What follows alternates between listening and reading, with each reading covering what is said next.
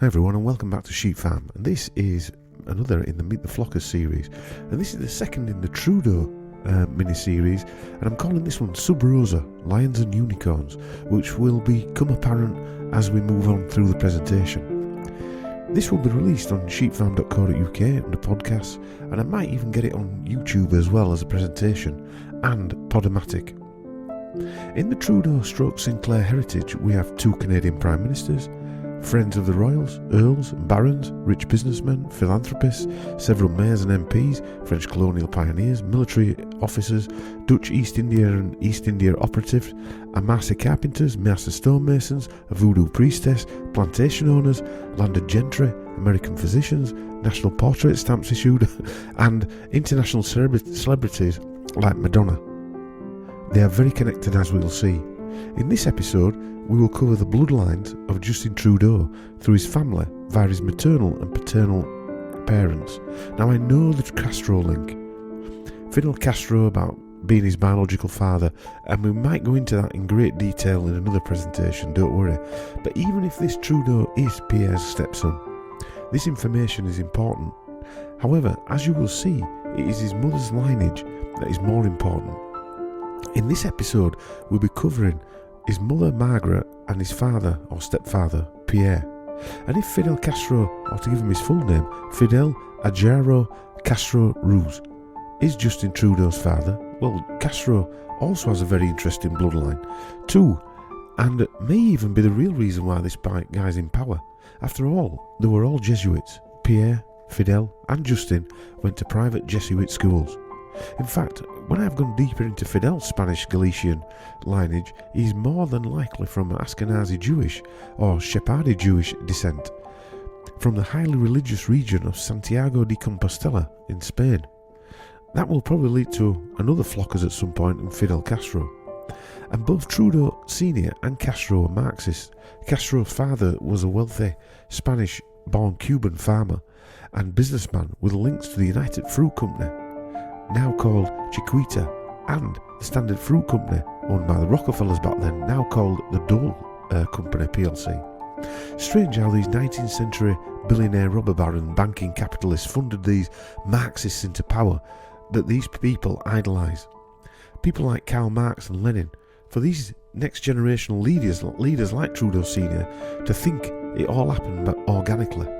However, as we'll see, even though his dad, who may not be his dad, Trudeau has the bloodlines and ancestors that would perfectly fit him as being the chosen one for this moment in time.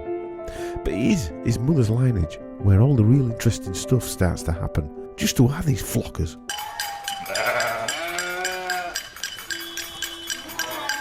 Alright, welcome back to Sheep Farm and another in the Meet the Flockers series of exposés.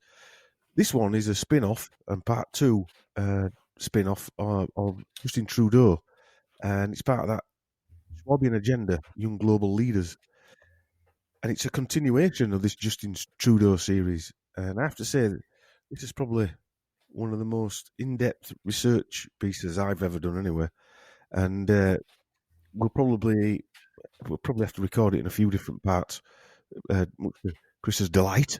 And it's turned into a bit of a magnum opus, and been going on for a couple of months now, this, hasn't it, Chris? Mm. And we haven't really had the free time to do it as much. We haven't had the free time to do it, no, which we'll address and explain when we do a mint sauce. But this isn't just about the Trudeaus. This is a play. They're in a play, in my opinion. After going through all this, and maybe you guys will see that these are just big players in this massive play.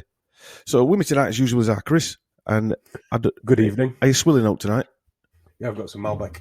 Malbec? Yeah. Somebody said last night on Master Lee's Zoom call, does Chris drink Thunderbird? Because I said you drink out. No, I've got my limitations as well. Yeah, I don't go that far. No, you don't drink rat piss.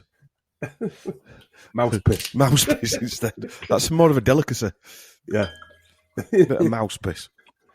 Do you know, Chris, when we talk about things in any of the stuff we do, whether it's guests, Mint Sauce Chronicles, all these Meet the Flockers, most of what we research could be some kind of fabrication. It's like at times, it's like we're in an episode of Fringe when we're looking to these people. Mm. And you're in some sort of alternate universe. Well, it's funny you say that, because I was saying to you, but I was saying to my missus yesterday. Just sometimes, like watching the news now, it's like these people are insane. You're just watching mad people talking. Yeah. Like the whole thing in the news, sending people to Rwanda. I mean, I was laughing actually last night because we were on about that. You remember the Afghanistan thing when they were all clinging onto that aeroplane? Yeah. And the big news was that guy with those cats and dogs coming back. It's like they're insane. They're just talking madness. Yeah. I mean, what happened to all those Afghan refugees that were on the way over? Same as all other refugees that are on the way over. It's just insane, never materialise. But you imagine that conversation that sparks, right? No one wants to seem like they're insensitive, so they go, "Yeah, bring him over," and secretly thinking, "Don't want those bastards coming over here." That's what it does, though, isn't it? It creates argument. It creates that discussion, doesn't it? It does. Anyway, we'll move on because that'll be a discussion that we do. Anyway, I'm just saying that at the minute, though, like it is insanity. Yeah, like you're in an episode of Fringe or something. Yeah, it is. It's like you're in I don't know. The world's gone upside down, and no one seems to notice it either. Just carry on. But it's like when you delve into these characters, it's like you're replaying some sort of Disney story over and over and over again. Isn't it? It's it is bizarre. I know you haven't read a lot of this, but no, but you've been filling me in as you went along with a lot of it, but there's a lot of detail in this that goes further than I expected when I started this research, which generally does. So at first, we're going to start on his parents before we start into this epic Trudeau 2 Sub Rosa Lions and Unicorns, which I'm going to call it, which will become apparent further on. Ironically, did you see the Queen today? Picture of the Queen. Those two white horses? Yeah, they're meant to be unicorns. What do you mean they're meant to be unicorns? Well, that's what it meant to symbolise. Right. I just thought pale horse. That's what I thought. Well, pale horse, unicorn. It's the I mean, thing. I had a quick look at the news this morning, and that was on it was everywhere. Yeah. Just about her holding those two. Did you notice it didn't even look like her? Not as it looked like her, but the body didn't look like her. Right. I know one thing. Why would they leave the Queen holding them massive horses on their own? 90-odd-year-old woman with two massive beasts like that. Are you joking? It's nonsense. No way. That's nonsense. No. You'd have to be like Schwarzenegger to hold them two. Well, no, I mean, we were brought up with horses, but they could have been well trained. They'd just pull their arms off. Yeah. I did notice last time I saw her on something was she used to have like those little elephantitis legs, didn't she? Like like them. They weren't like that anymore. Cankles. Yeah, she had cankles. Yeah. The cankles have gone. Cankles have gone. Normal. Yeah. Can that happen? That can't happen, can it? No, it's not. Well, it always happens. They always get better as you get into towards 100. Your cankles go when you get towards 100. Right, nice.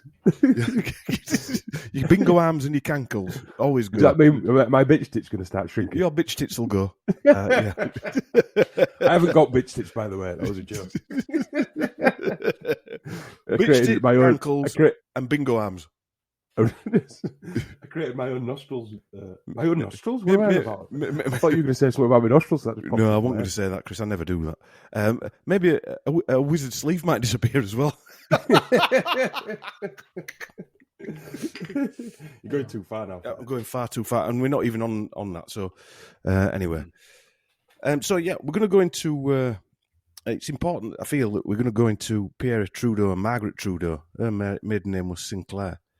About who they are, how they met, before we get into Justin Trudeau's the bloodlines.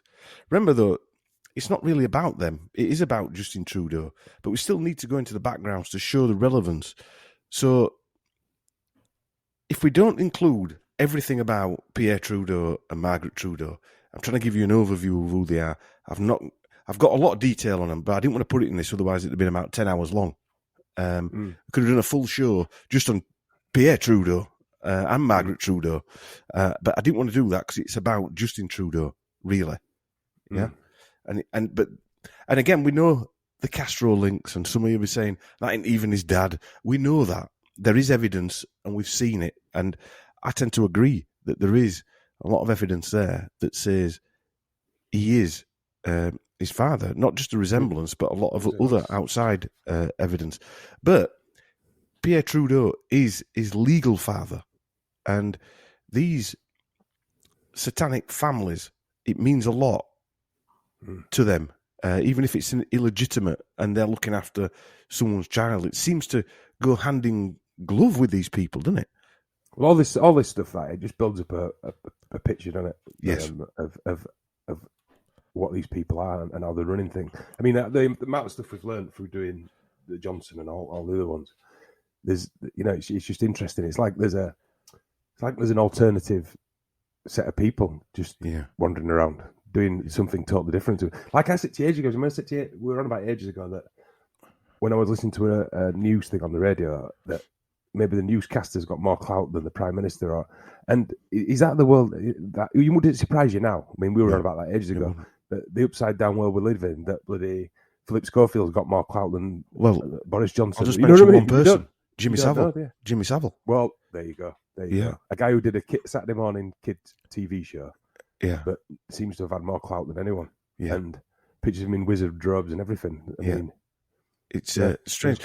So I think it's important to include Pierre Trudeau, regardless if Castro is his dad, because Pierre Trudeau's lineage is important, and that's what these people want. They like the illegitimate line for some reason as well. It's like the ultimate jester, piss take type scenario that it's not really his dad. That's just a show as well. That's an act. But so the Trudeau, and what I think is that they had to put kids with the Trudeau and Sinclair lineage for some reason. And if Trudeau couldn't have children, which we'll come on to later, then they had to put some kids with him, if you get my drift. And that were important for whatever they were doing, like the visit to the Arctic and all that type of carry-on. And the real fathers are really irrelevant. It's what the public see that really matters to these groups of people. It's all a play, remember, innit? It's just seems to be a play. So first we're going to go into the background of Pierre Trudeau, or to give him his full name, Joseph Philippe Pierre Yves Elliot Trudeau. They all have long names as well. As we shall see, it is all in the genetics, financial contributions, and maybe even mind control, although I'm pretty sure that there was some sort of mind control going on, and control from outside, because I'm pretty sure that Pierre Trudeau on his own was some sort of, I'd say, sexual whatever, maybe a bisexual as well, and then maybe had some control over him from that side as well.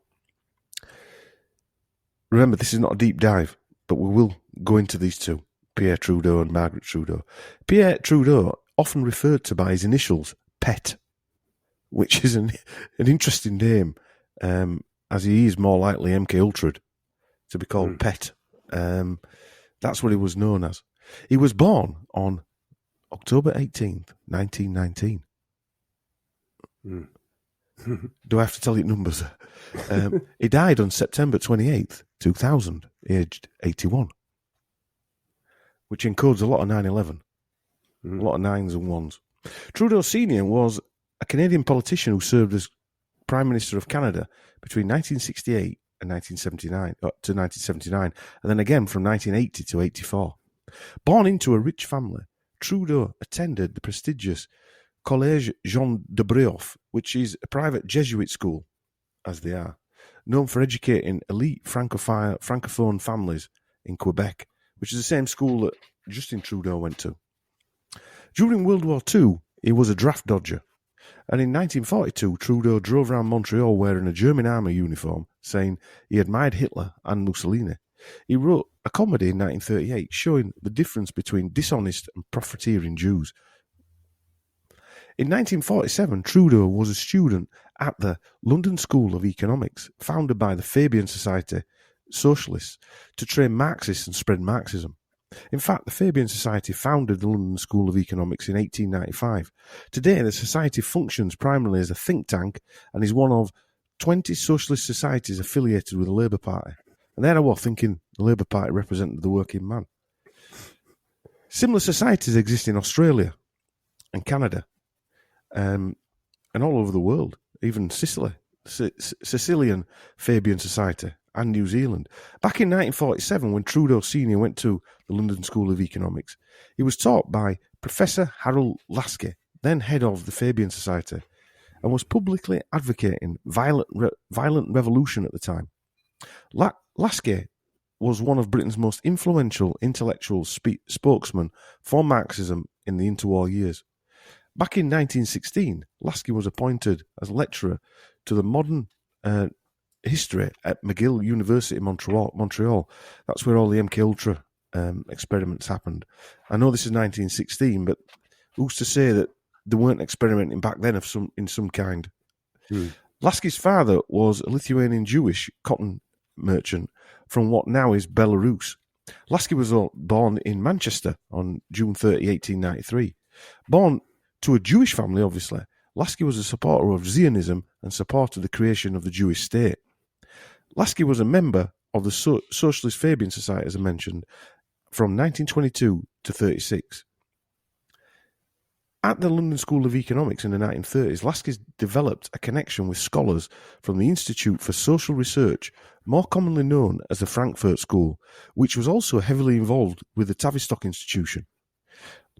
Laski was always a Zionist at heart and always felt himself part of the Jewish nation, and he viewed traditional Jewish religion as restrictive. Which, again, going back to what it just said, the contradiction, this is Trudeau's mentor, and he was going around wearing a German uniform, saying he didn't like Jewish people, and yet his mentor is an open Zionist. Again, it's another contradiction. Well, they're not Jews, are they? The Zionists, they're just tagged along. They've tagged themselves with it so they don't get persecuted. They're ruling the Jewish people. And Laski's main political role came as a writer and lecturer on the very topic of concern. The left at the time, including socialism, capitalism, and working conditions, eugenics, women's suffrage, imperialism, decolonisation, disarmament, human rights, worker education, and Zionism. So they were his favourite topics. Almost 20 years later, Trudeau, about to become Prime Minister, reflected on his training and told reporter Norman Depoe that Laski is the most stimulating and powerful influence he has encountered. Now, bearing in mind he worked at the Frankfurt School, this guy. Frankfurt School was the German equivalent of Tavistock. Yeah? And he's now influencing a future Prime Minister. Trudeau also looked up to Mao Tse-tung, one of the great men of the century. He called him a genius. Mao killed 30 million Chinese people. Why did you laugh when you said that? Eh?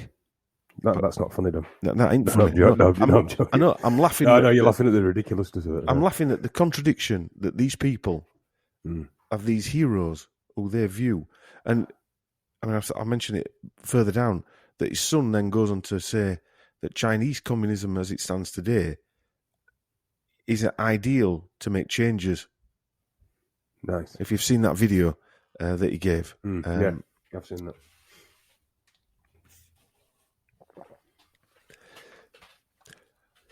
Professor Theodor Adorno worked at the Frankfurt School. He was a German philosopher, sociologist, psychologist, musicologist, and composer known for his critical theory of society. He was a leading member of the Frankfurt School of Critical Theory. He was also mentioned in John Connolly's book, The Committee of 300, as a writer of the Beatles music. Can you remember Mike Williams mentioned him? Yeah. Yes, I thought of that. Yeah, I wondered where he was at. Trudeau Sr. went on a world tour after the war. In 1948, Trudeau was arrested in communist Yugoslavia for forging a visa. Trudeau was also arrested in Arab Jerusalem, Palestine as it is now, as an Israeli spy, even though he didn't like Jewish people. Strange that one. Trudeau Sr. had a habit of being in communist countries when trouble was stirring. In 1960, he was in Ghana when communist Kwame Nkrumah took control. In 1963, he was in Algeria when communist Ahmed Ben Bella took over.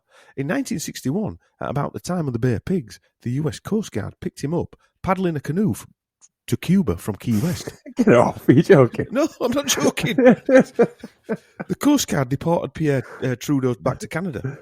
What? But he did go to Cuba in 1964. It doesn't say what happened there, or he didn't say what happened there, and neither did Fidel. I'm sure he didn't. He's obviously some kind of spy, isn't he? There were only a few times. There was also a few times that he met Castro, and he met him back in 1948 in Algeria, apparently, at a communist trading camp on his world tour, when they were doing his tour. So that's why we're keen to get to Castro, that keen we're going to go on a canoe. Castro, when meeting Justin at the age of just a few months old, is on record as saying, "It's a pleasure to be in the presence of the future Prime Minister of Canada." That's what happened, isn't it?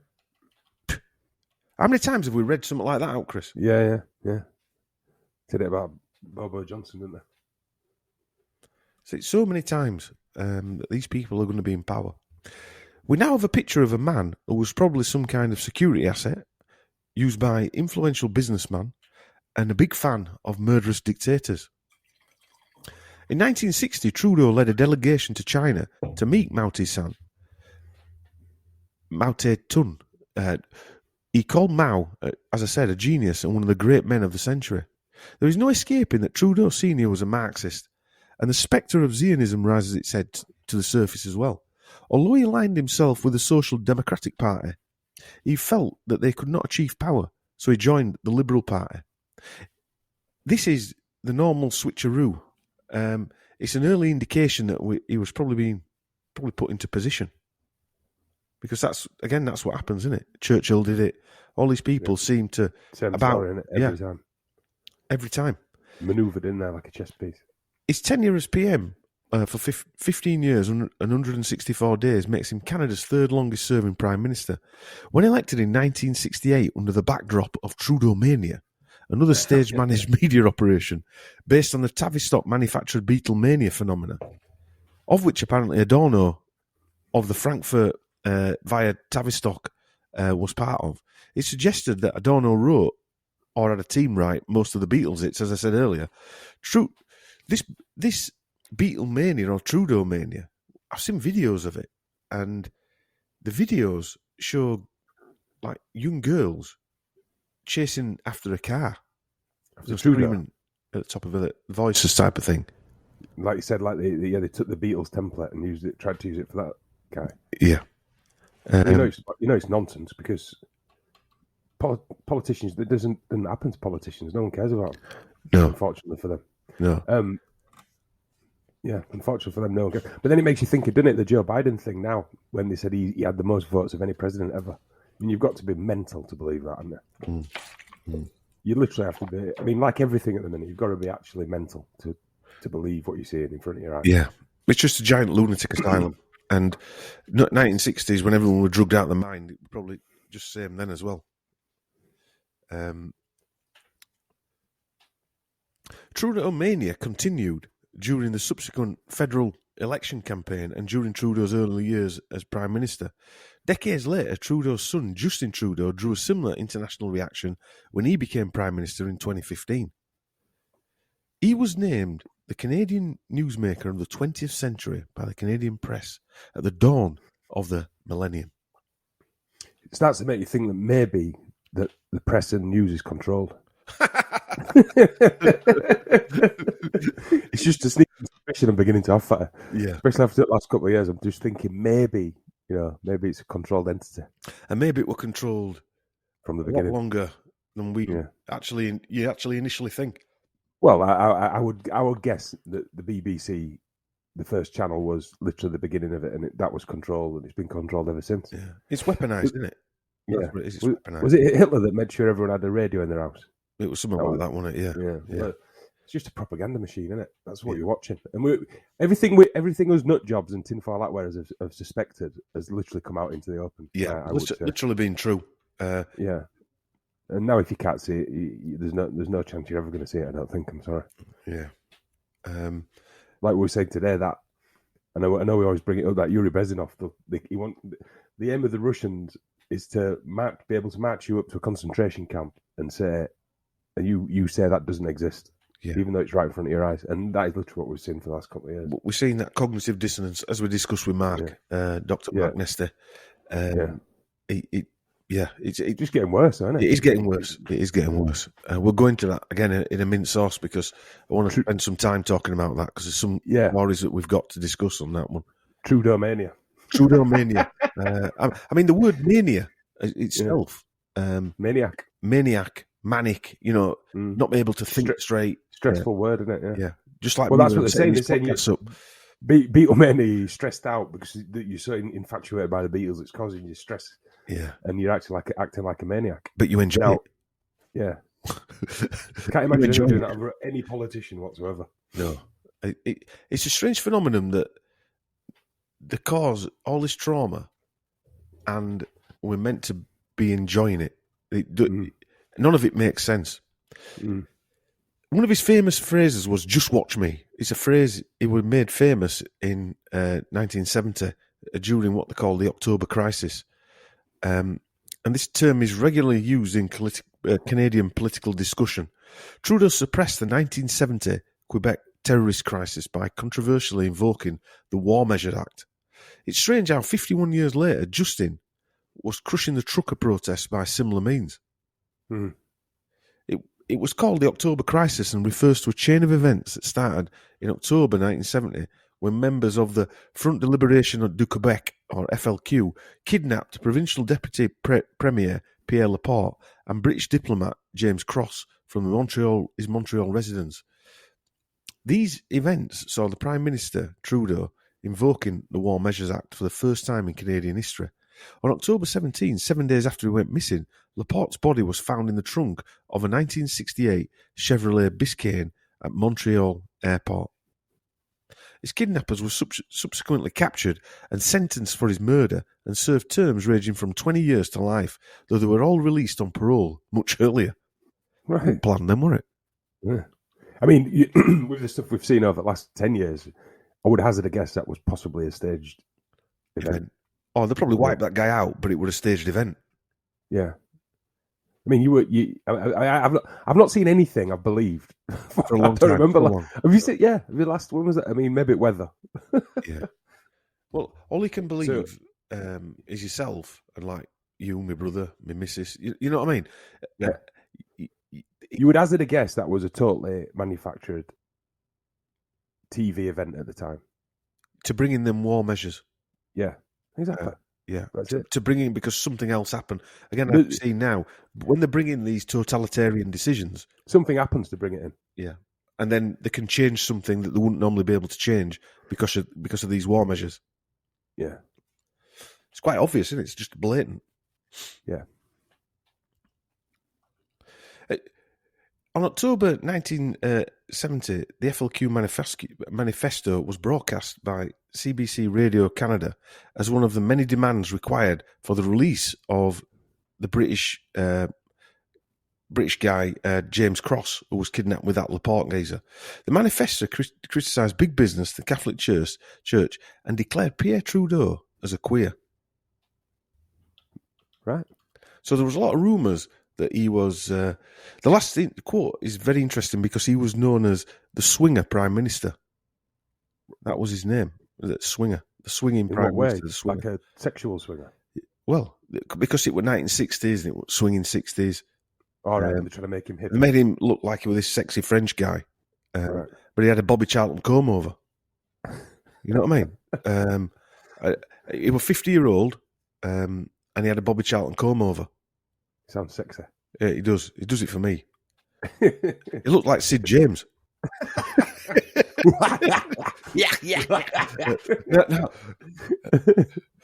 Now, he was the one, and I'm not saying it shouldn't be legalised, by the way, so please don't get me wrong, but he legalised homosexuality when he was in office, and he also legalised in Canada the contraceptive pill.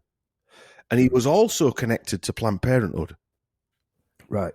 Which are all positive things yeah. on their own, but when there's an agenda behind it, they're not that positive. No, they're not that positive. But they are positive things,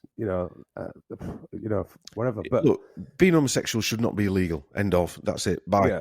Now, contraceptive pill? The contraceptive pill, it's been made illegal so pharmaceutical companies and the eugenics program can benefit. It's not. It was sold as women's freedom and it was sold as freedom of sexuality, but in reality, it wasn't that at all. It was to stop childbirth. Well, to call the numbers. Yeah. And to change. Most things lead back to, actually. Everything leads back to, doesn't it, at the end of the day? Eugenics. Well, you heard his mentor was a eugenicist as well as a Zionist. So they're all eugenicists, aren't they? Yeah. He was known as a playboy. And he was also known to partner with the Hollywood crowd and was rumoured to be in relationships with many like Hollywood actresses and stuff like that. But rumoured, and he was actually a swinger sexually as well. So there's a lot of information about that. But in this, like you just said, he was called queer. In this upside down world we're living, is it the fact that they made out of this like playboy? Is it chances he was gay? Maybe. Well, Rock Hudson. Well, it's all these people that were gay, made out weren't gay, especially in the 60s.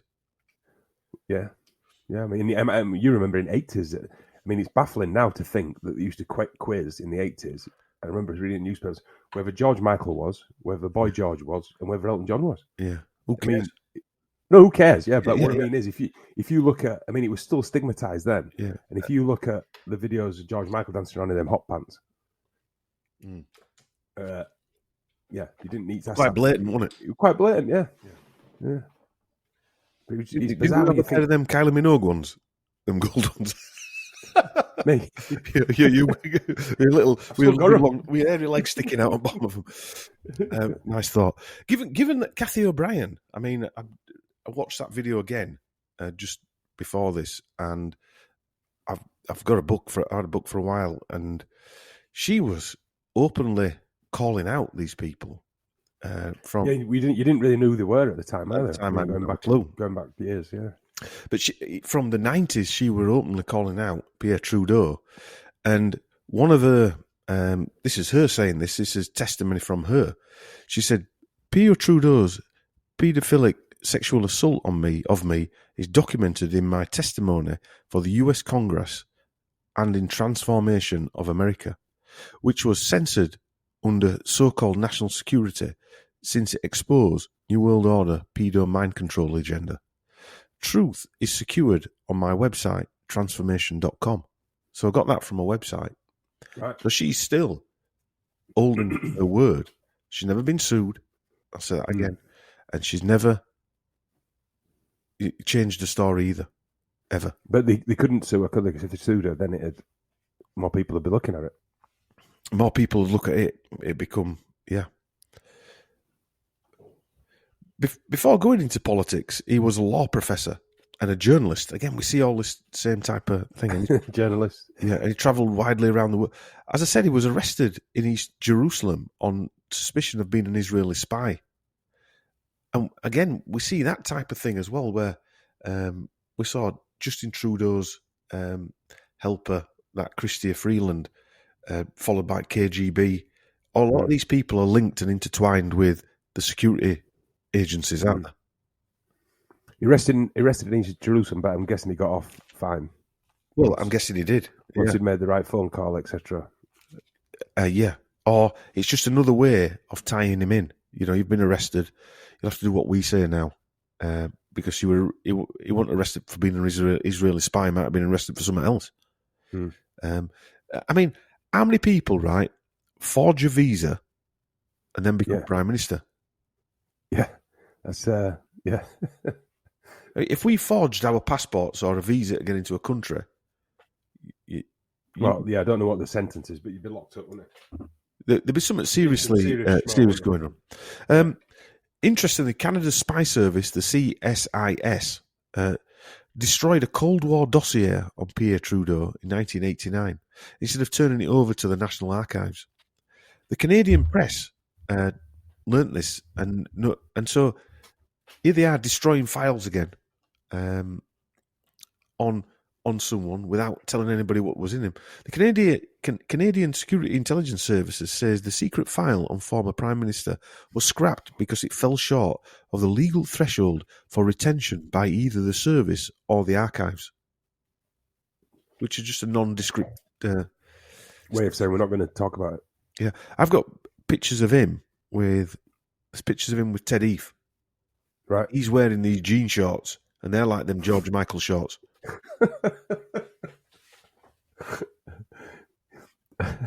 I'm not laughing because it's funny. I know. But there's pictures of Jimmy Savile with Ted Heath. There's pictures of Ted Heath with Klaus Schwab and Kissinger.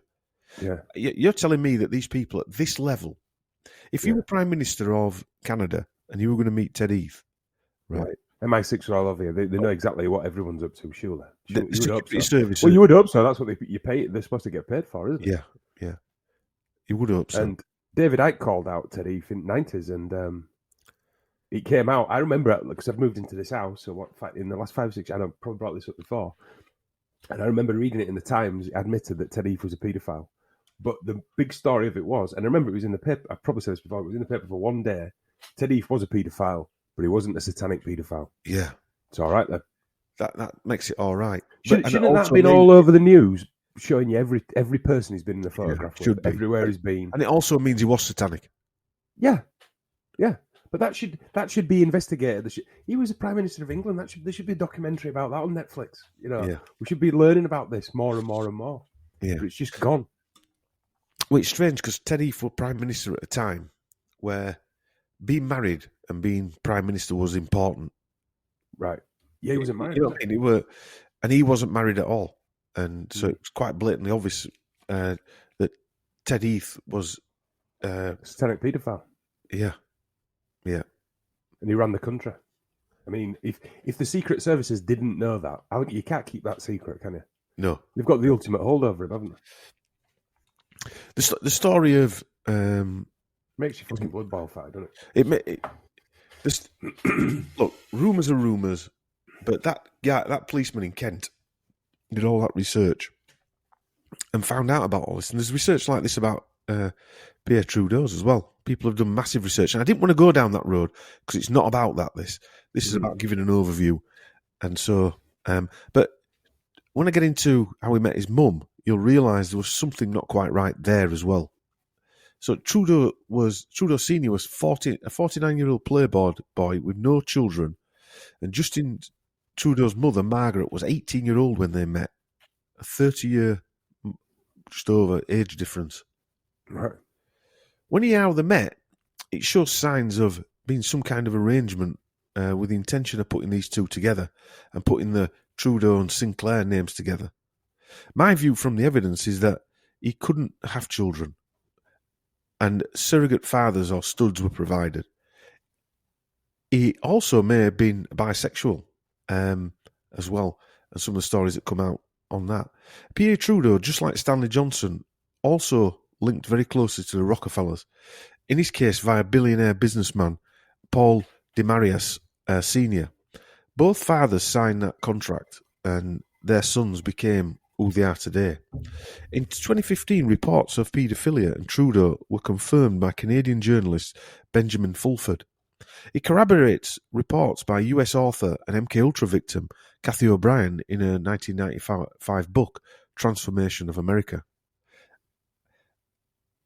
I read out the blog in the Justin Trudeau, if you remember, Chris, candidate, where she went into detail about an orgy. And if you remember the reason why Margaret Trudeau went gaga and was traumatised, because of that story with the goat, where she walked in on that orgy taking place.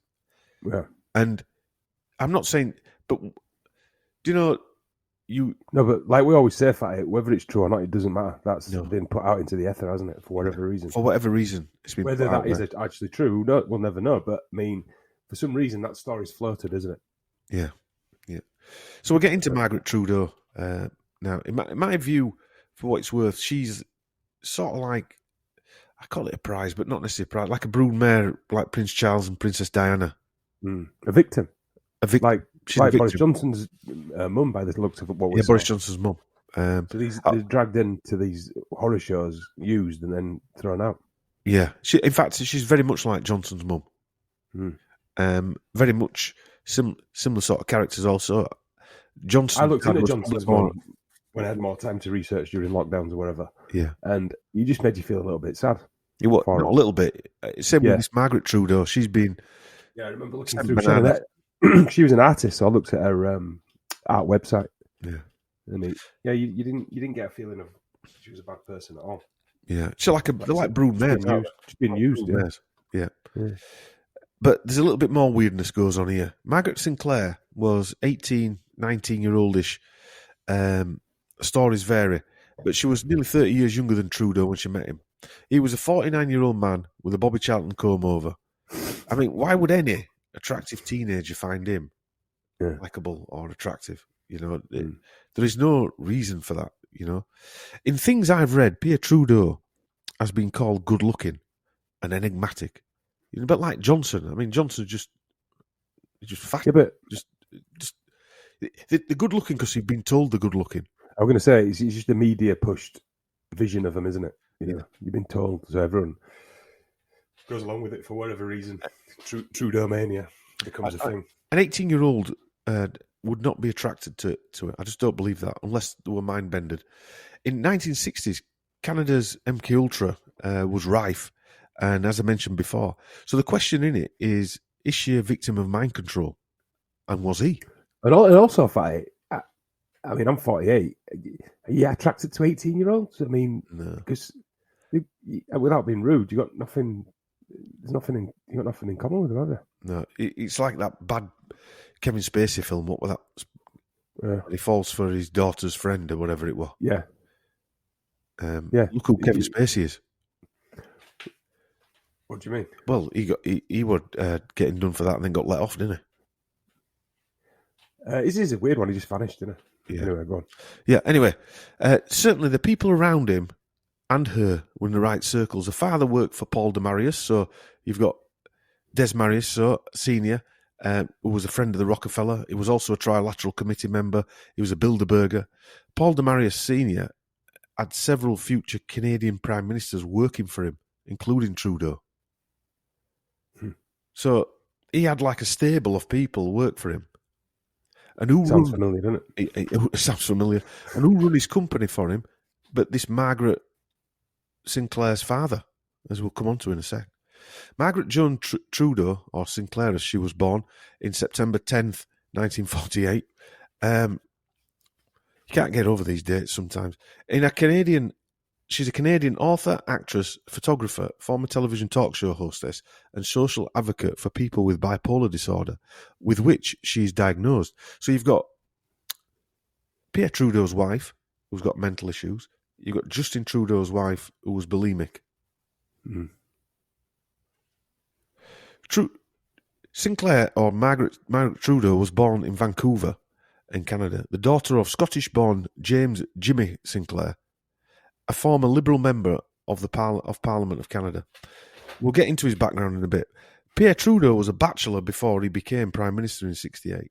They kept their romance private, so Canadians were very shocked after the Canadian Broadcasting Corporation, which is basically the Canadian version of the BBC, led its morning radio broadcast about the Prime Minister honeymooning at Alta Lake, British Columbia, at the foot of the Whistler Blackcomb ski resort. So he's got voted into power, unmarried, and then doesn't tell people he's marrying somebody 30 years younger than him. So you can see what's happened.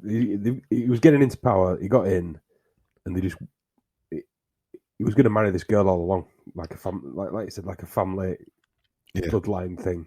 Well, and they just whipped up a frenzy of he's a sex symbol and he's married an 18-year-old. Trudeau mania. He's done it in secret. Yeah. But clearly was the plan all along. And her father's clearly just handed her over, hasn't he? Well, when you hear about her dad, right? Yeah, that's what I was thinking. Why? I knew he was going to go down that road. Yeah. It was complete secret except for the immediate family members and close friends, and obviously and security agencies and all that she was in a romantic relationship, then in a 6-month engagement to the Prime Minister. As Pierre Trudeau was a Catholic, she converted to the Catholic Church for their marriage. She would, in later life, study Buddhism, although she now considers herself Anglican. When asked about her role in the marriage to the Prime Minister, she said, "I want to be more than a rose in my husband's lapel." Because he always wore a rose in his lapel. Yeah. So here is the story of how they met. Not the official story, because that was said to be an accidental encounter. Yeah. She's famous for being called the flower child. 60s again, isn't it? That's he's a swinger. Buzzword Flower catchword, child. isn't it? Yeah. Margaret Sinclair was an 18 and 19-year-old vacationing in Tahiti with her family. That makes it around 1966/7 with New Year. Yeah. How much of this is true? I don't know. But in a 2017 Vanity Fair story, she said, at 19, over the 1967 Christmas break, she went on a family trip to Tahiti and began dating Yves Lewis, a 21-year-old water skiing champion who studied at the Sorbonne and whose grandfather was one of the co-founders of Club Med. One afternoon, on a raft by herself, she was joined by an older man, clearly an athlete, she said, who had been slalom skiing nearby. After they went snorkeling together, something struck her about Pierre Trudeau, even if he was 29 years older than her. His eyes, she now recalls, were very, very twinkly blue. That'll do it, yeah. That'll wipe them 30 years away, won't it? With twinkly blue eyes. That'll wipe that Bobby Charlton comb over you.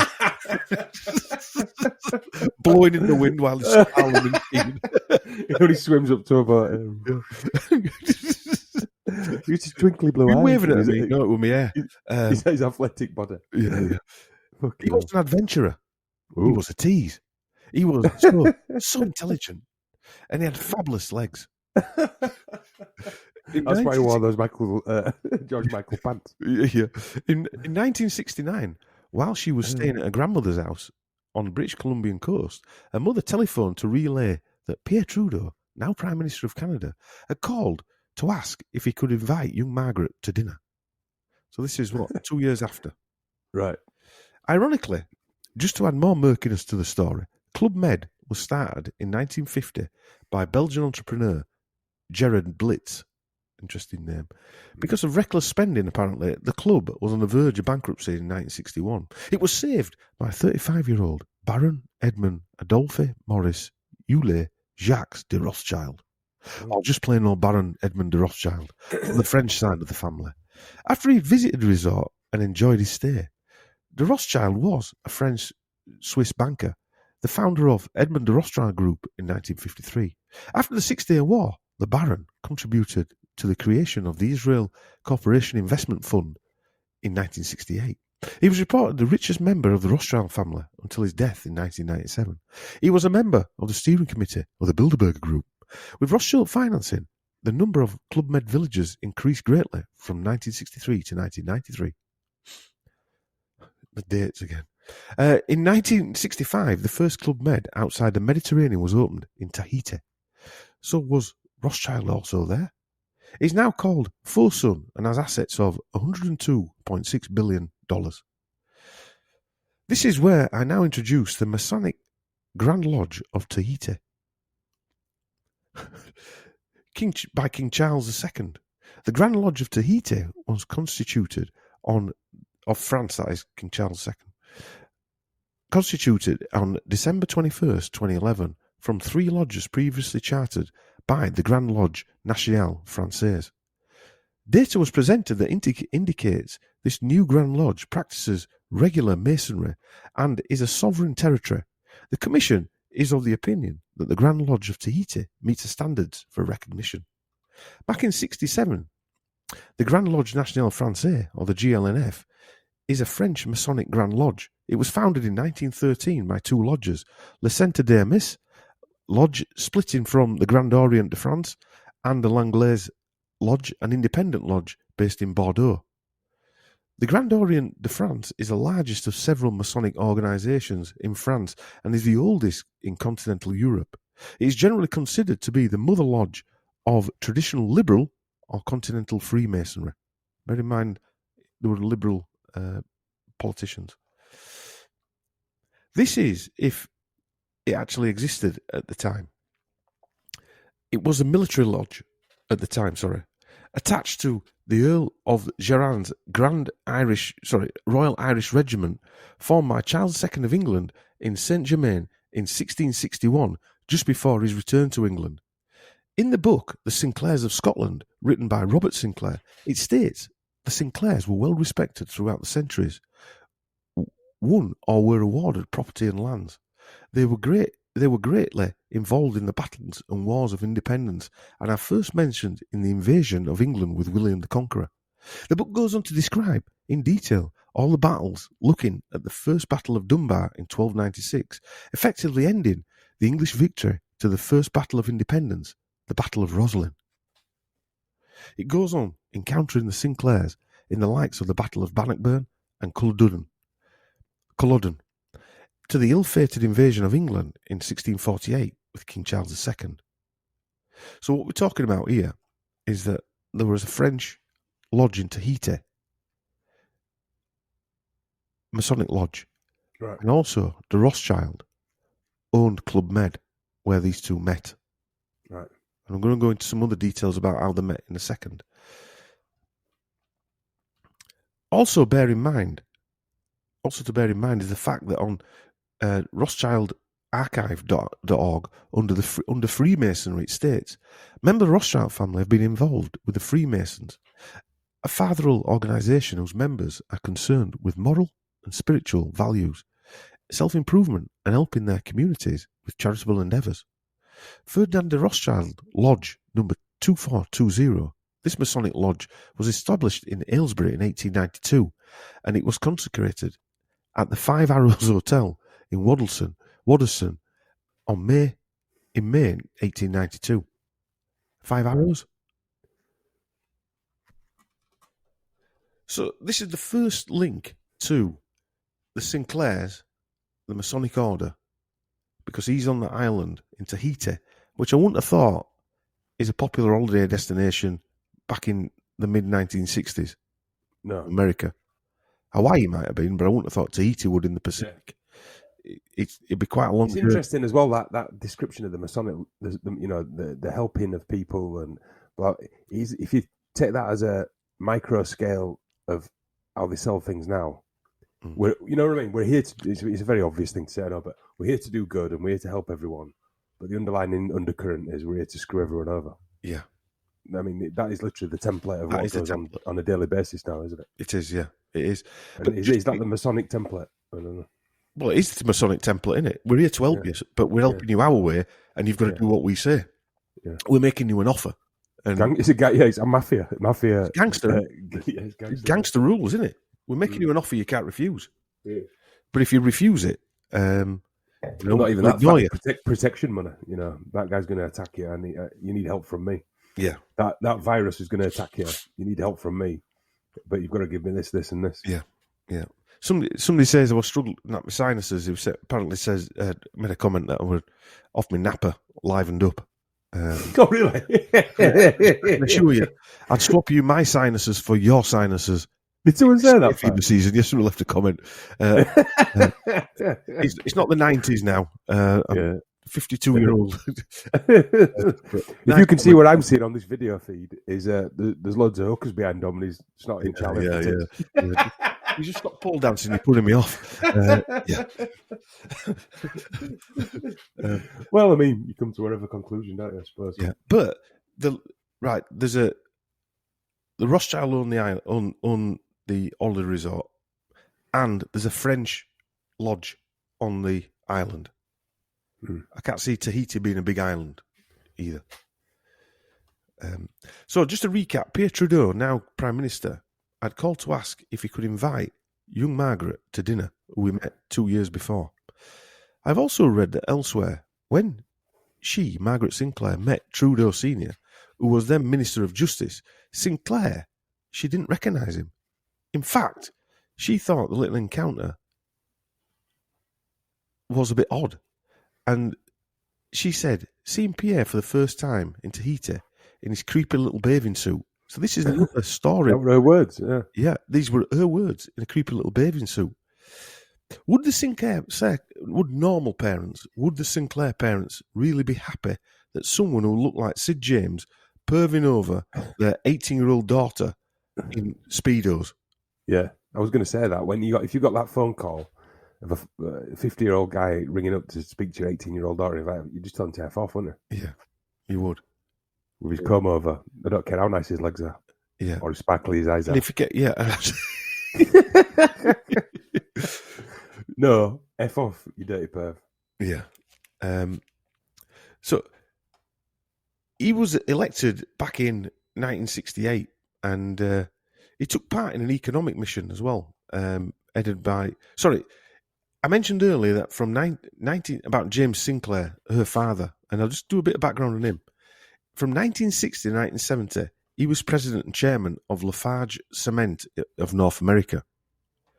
He took part in economic mission headed by Charles Jury, I don't know who he is, and Paul Damasio, who was his boss, to France in 1966. De Rothschild was French as well, remember? Mm. Damasio owned the power corporation that owned Lafarge. So that's Sinclair's boss. Well, it might not be his boss, but, this work boss anyway. Damasio was the richest man in Canada and close associate of David Rockefeller. But let's say he seems to be some kind of high-up handler of influential people. Remember I said he had several prime ministers working for him. Yeah. And don't forget that Edmund de Rothschild owned the hotel. And now I've given this short explanation. Does this seem like an accidental meeting? It sounds like a story made up. Yeah. Romanticised story made up. Well, was she meant to meet him? Was this flower child a trigger from some kind of programming? Well, yeah, who knows? I don't know. Yeah. And who introduced them? The story, like the one where they went to the Arctic, is a strange story. Even just reading that is a contrived story. That is fine. I mean, his twinkling blue eyes, his nice. It's a contrived romantic story to drag you in emotionally when it's nonsense. It's like when we did the Boris ones, and the Boris girlfriend said, "Oh, he's got a great personality," and none of them mentioned that he's a fat, sweaty mess, did they? No, but or his hair was a mess, or his ties were too long, or he just looked scruffy all the time. All positive. Yeah. Nothing. I mean, there's very the fact that he was a womanizer and had which he was, wasn't he? I mean, there's very few of them said he was a scruffy bastard. Mm. Or his tie is hanging down to his nuts. Yeah, over his gut. Mm. Is it? I mean, if you can't look at Boris Johnson and see that he's an actor playing a part, I mean, he just it's like all these people. All these people. Yeah. The story you think back to Churchill, don't you? Just think he was a character actor. Yeah, he was just an actor. The story goes that Trudeau was captivated by the carefree flower child, nearly 30 years younger than he was, and began to pursue her. These are words that I've picked up and I'm sort of written these words. There is a phrase for that when an old man won't leave a young girl alone. Stalker. Sex pest. Yeah, stalker. Also, he began to pursue her. 1966, first meeting. 1969, calling to ask her for dinner. He's hardly pursuing unless something happened in between. Bear in mind that Trudeau was a bachelor before he became Prime Minister, which is very strange for the times. A politician of 49-year-old, he was also childless. And with nicknames like the Swinger, you have to start asking questions. But this meeting, looking back at it now, does seem a little odd. If this meeting was just by chance, imagine being the powerful chairman of Lafarge Cement of North America and director. He was also director of the Bank of Montreal, James Sinclair, and a 49-year-old man was ogling your daughter on holiday. It wouldn't end well, would it? No, you'd have him rubbed out, wouldn't you? Well, whatever had happened, again. But as we keep seeing, and as we keep saying, we're not dealing with normal people, normal families, normal morals. If this 49-year-old man is the future Prime Minister and protégé of your boss, Paul Damasio, this accidental meeting now seems orchestrated to see what the young girl's reaction to Trudeau might be. I wouldn't even say it with that fire. I don't think she had any say in it, to be honest with you. I think it was just a setup. But it's always better if they do go with it, innit? Mm. Oh, I don't know. Who knows what fucking mental world these people live in? Well, they had stepped out. They're all mad, aren't they? Looking like James Bond, were they? 3'6" and a tab end with a Bobby Clark promo over, looking like Sid James. You know what I mean? With a pair of Speedos on, and it's weird, isn't it? Box spring sticking out. Maybe they had no choice. Maybe those two bloodlines had to be tied together. They had no choice whether she was 49 or 18 or 30. They just had to do it at that point in time for whatever crazy reasons they have. that we'll probably never understand. Yeah, just on that, as we shall see, the bloodline of the Knights Templar and one of the bloodlines of the Masonic Scottish Rites, which the Sinclair family are. And we will see that going through. But you have to ask, did she have any sisters, Fire? Any older She had sisters? 2 more sisters. Younger I or couldn't older? find any names. I didn't dig around for the names that much. Right. But, I would hazard a guess the younger, and that was the only one they could go with. Right. But Right. I don't know. Maybe not. I don't know. But for whatever reason, it had to be heard, didn't it? And if you're on Baron de Rothschild's island in Tahiti with its very own Club Med Tahiti branch. Nicely out of the way. Nicely out of the way. But again, it comes back to all these people that always seem to be turn up at this type of... that could have been some kind of ritual. I would That hazard a meeting. guess. Yeah. Would hazard a guess it Handover, was. you know what I mean? Yeah. Handover of the bloodlines, And it doesn't matter if he can't produce children, because we'll get Castro to do it. Because he owes us one. You know what I mean? Yeah. His bloodline's also important to us. So Well, I've looked into his bloodline, and it is important. It is an important bloodline.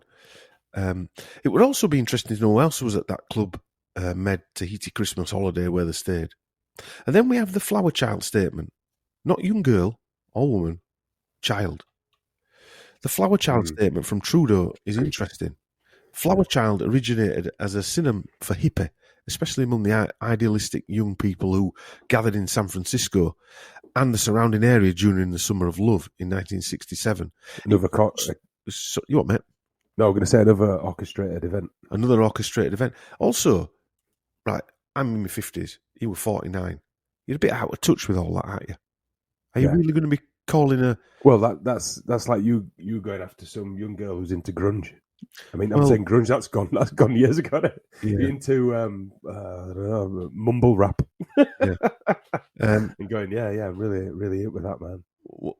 Sophia went to see one of them No Direction guys last night. Was it Louis Tomlinson? I think it was him. She wanted to buy a T-shirt, which was get about it. You should see Symbolism on that. There's one eye on it. There's a cube on it. It's like, what?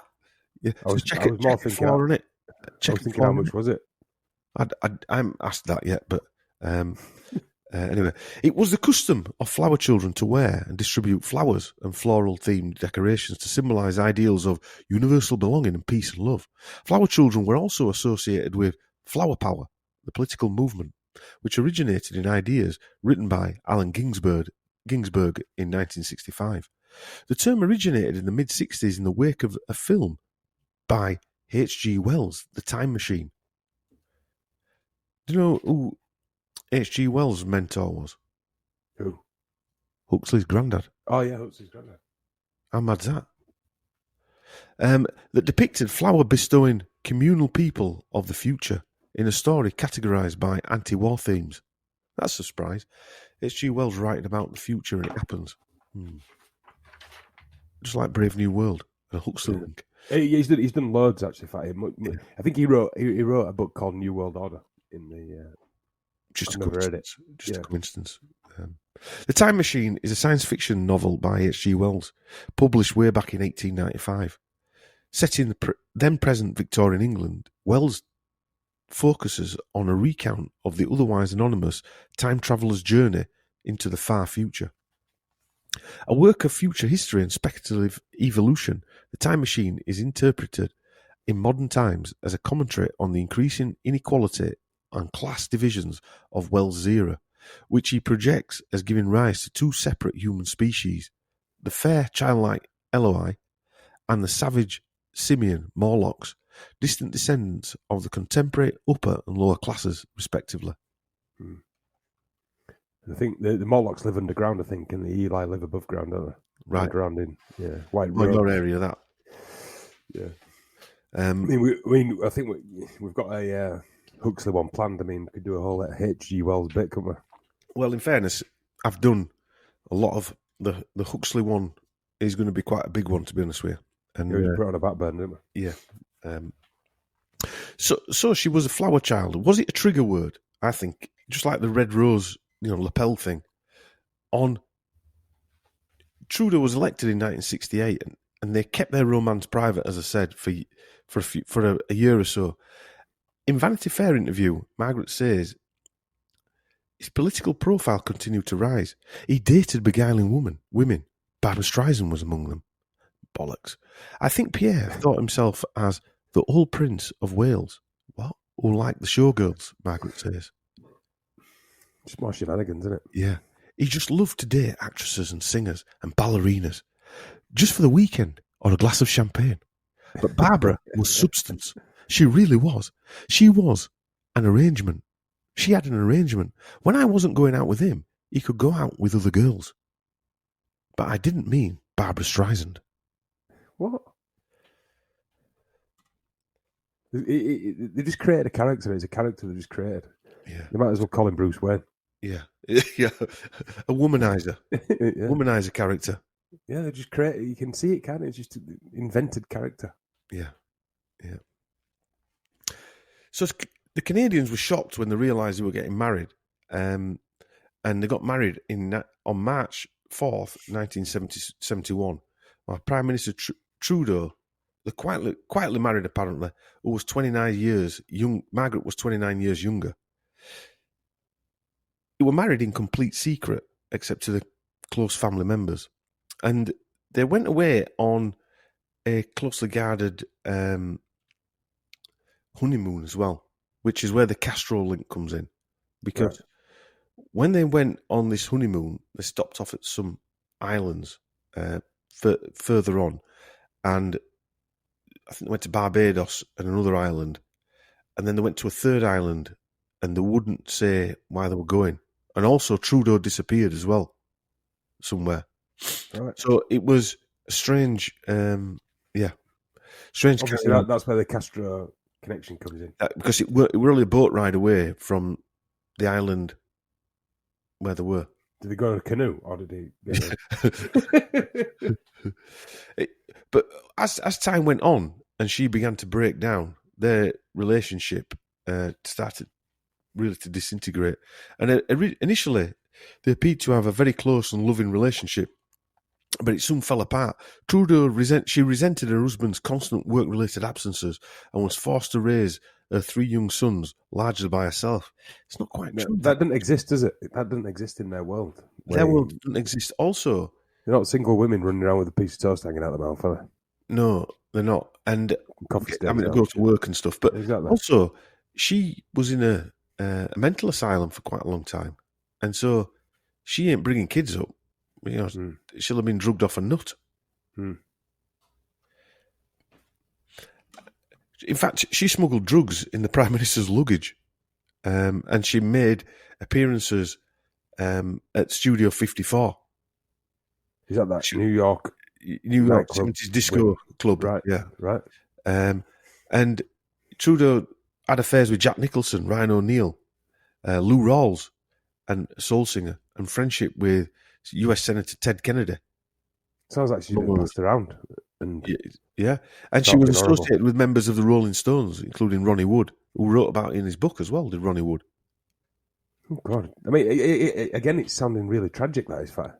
It's very tragic. Horrible. Yeah. And when you listen to her interviews, yeah, she sounds a bit like when you listen to Boris's mum. Right. Fucking hell. Yeah. It's not good. But from 2002 to 2017, Margaret Trudeau was honorary member of WaterAid, an Ottawa-based organisation dedicated to helping the poorest communities in developing countries build sustainable water supplies and sanitation. Its president is Prince Charles.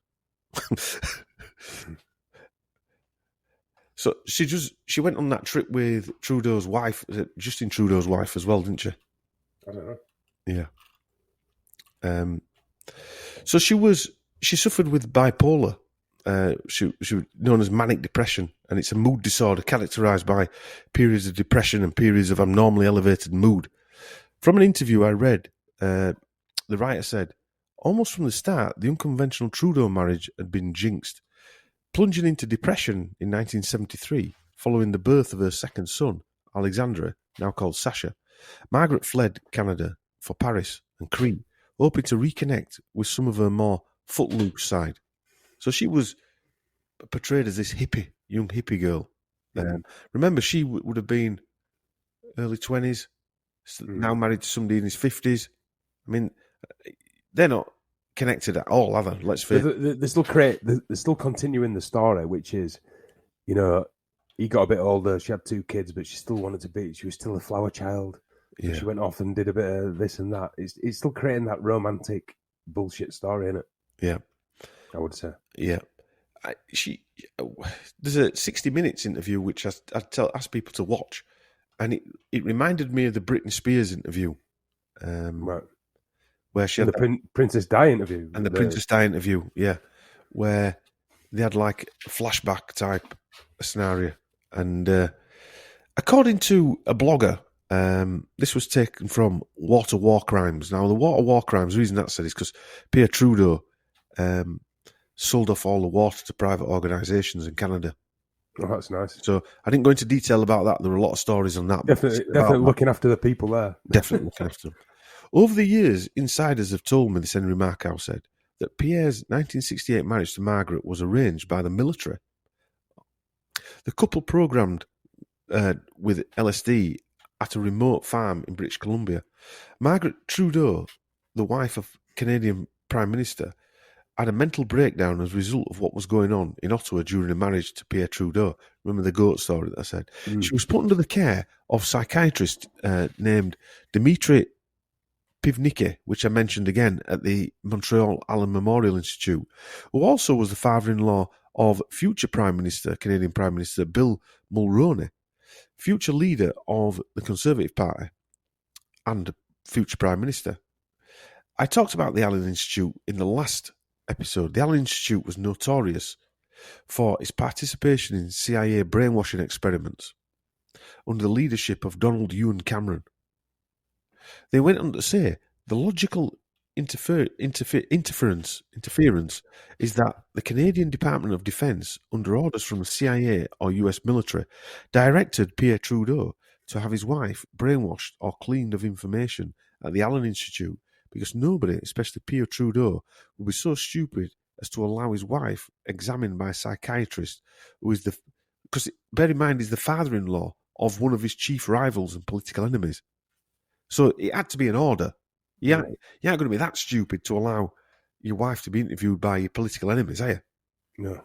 Yeah? No way. So it means they're all in cahoots. Yeah. Whether she was brainwashed or not, she was certainly monitored by the Canadian Department of Defence under orders of the CIA or US military. Of course, they were also friends with Castro. Mm-hmm. She was brainwashed, wasn't she? She was MK Ultra. I would say so. I think both of them were, but I'd definitely say she was. I was going to say that, yeah. It may be him, but definitely her. Yeah. She's a victim. She's a victim. Her dad sold her under the bus. Yeah, another victim. Well, I'm just looking at the time, Chris, and I think we'll do another 30 minutes or so, and we'll call it a day. I just want to get into the real meat of this now. We've done an hour and 10 minutes, and we've just gone into a bit of background about the parents, if there were the parents, but the parents. And I want to get onto the paternal side of Justin Trudeau. That's his father's side. Granted, again, and we know the Castro link, but we're on about the legal side, what it stands for. Justin's grandfathers were businessman Charles Emile Trudeau and Scottish-born James Sinclair, who I mentioned earlier. I will go into Sinclair further on. I'm going to take you back in time through the Trudeau generations, back to France. Charles Emile Trudeau was born on his family's farm in Saint-Michel, which is what the Trudeau's son who passed away were called, Saint-Michel, and Naperville in Quebec. Charles Emile Trudeau accumulated a fortune by building gas stations around Montreal and a loyalty program known as the Automobile Owners Association, sounds like the AA, which by 1932 had 15,000 members, and in Trudeau's 30 stations. Charles Emile Trudeau, due to the Trudeau business, Pierre Trudeau himself inherited some good wealth. Charles Emile Trudeau died of pneumonia, ironically, in 1935 in Orlando, Florida, while on the road with the Royals, and was laid to rest at his family vault. We've all got vaults, Chris. Charles Emile was the son of Joseph Trudeau, Justin Trudeau's great-grandfather. Joseph was a semi-illiterate farmer who was married to Malvina Cardinal, Trudeau's great-grandma. Her father was Marc Solmé René Cardinal, who was mayor of Saint-Constant, Quebec. The Trudeau family is a French-Canadian family originated from the French colonial period in what is now Quebec. Etienne Trudeau, 1641 to 1712, and that's Trudeau spelled Truteau. They changed it to Trudeau, so he was the start of this. Was an early French pêcheron pioneer who, I hope I pronounced that right, Percheron. So it looks all right, that, doesn't it? Percheron, yeah. The Yorkshire and French accent is rocket now. Emigrated to New France that later became Canada. He was involved with the colonisation and development of the area of New France that is now called Montreal. He was a master carpenter, wheelwright, and notable soldier. On June 8th, 1659, Trudeau the carpenter signed a 3-year contract for £100 per year with Mr. de la Dauversière on behalf of another chap that I'm not even going to try and pronounce his name. He arrived in Quebec on September 7th, 1659. These are all in good records, and reaches Canada, the Ville-Marie, a few weeks later on September 29th. Don't think about the dates there, Chris. As a popular carpenter, Etienne Trudeau built most of the primitive houses in Montreal and was very active in the region, working with master masons. Etienne Trudeau was born in La Rochelle, France, to Catherine Martinet and Francois Trudeau. His father, Francois Trudeau, was a master stonemason. I started to get a bit twitchy, Chris. Etienne Trudeau, as I said, emigrated to Quebec in 1659. Being who he was, he would have definitely known a chap called Jean-Guyon du Boisson. Guyon made his living as a master mason, and according to Perche-born genealogist Madame Montague, he was regarded as having an excellent reputation as a mason. That doesn't sound Masonic, I don't know what it does. Well, yeah, the same stonemason, though, they've been sent over there to build, basically. Yes, yeah. Mm. But that's where masons came from, those stonemasons. Yeah. Well, it makes sense because stone stays there forever, doesn't it? Yeah. Or for a long, long time. You know, nothing else does it, other than stone? Guyon and his family emigrated to Perche, the Perche province, from the Perche province to New France on the north shore of the St. Lawrence River near present-day Quebec City as part of the Percheron immigration movement, a pioneering group of about 300 colonists who settled in Canada in the 3 decades starting in 1632. Guyon is also an ancestor of Justin Trudeau. The descendants are often recognised by the name Dion. You've heard of the names Dion? What's that? Celine Dion. Oh, yeah. Yeah, isn't she related to him? Yeah, she's a cousin of Justin Trudeau. Right. In 1663, Etienne Trudeau was hired as a master carpenter by the Compagnie des Prêtres. Aged 25, Etienne married Andrina Barbier, daughter of one of the very first settlers in Montreal, which means Royal Mount. Gilles Barbier originated from Burgundy in France. The couple had at least 14 children, which 13 were sons. On March 12, 1675, very specific with the dates and the historical records here, Chris, he was given a land grant by Lord Charles de Moyne, who was Lord of Longueuil in Canada. Etienne died aged 70 and was buried on July 22nd, 1712 in Montreal. Etienne Trudeau is a patronymic ancestor which is derived from that of father or paternal ancestor of the Trudeau family, originally spelled Trudeau of North America and America, including the American politician Charles Lavaux Trudeau and Zenon Trudeau. Charles Lavaux Trudeau served as acting mayor of New Orleans in 1812. Charles Trudeau was the Surveyor General of the Spanish Louisiana.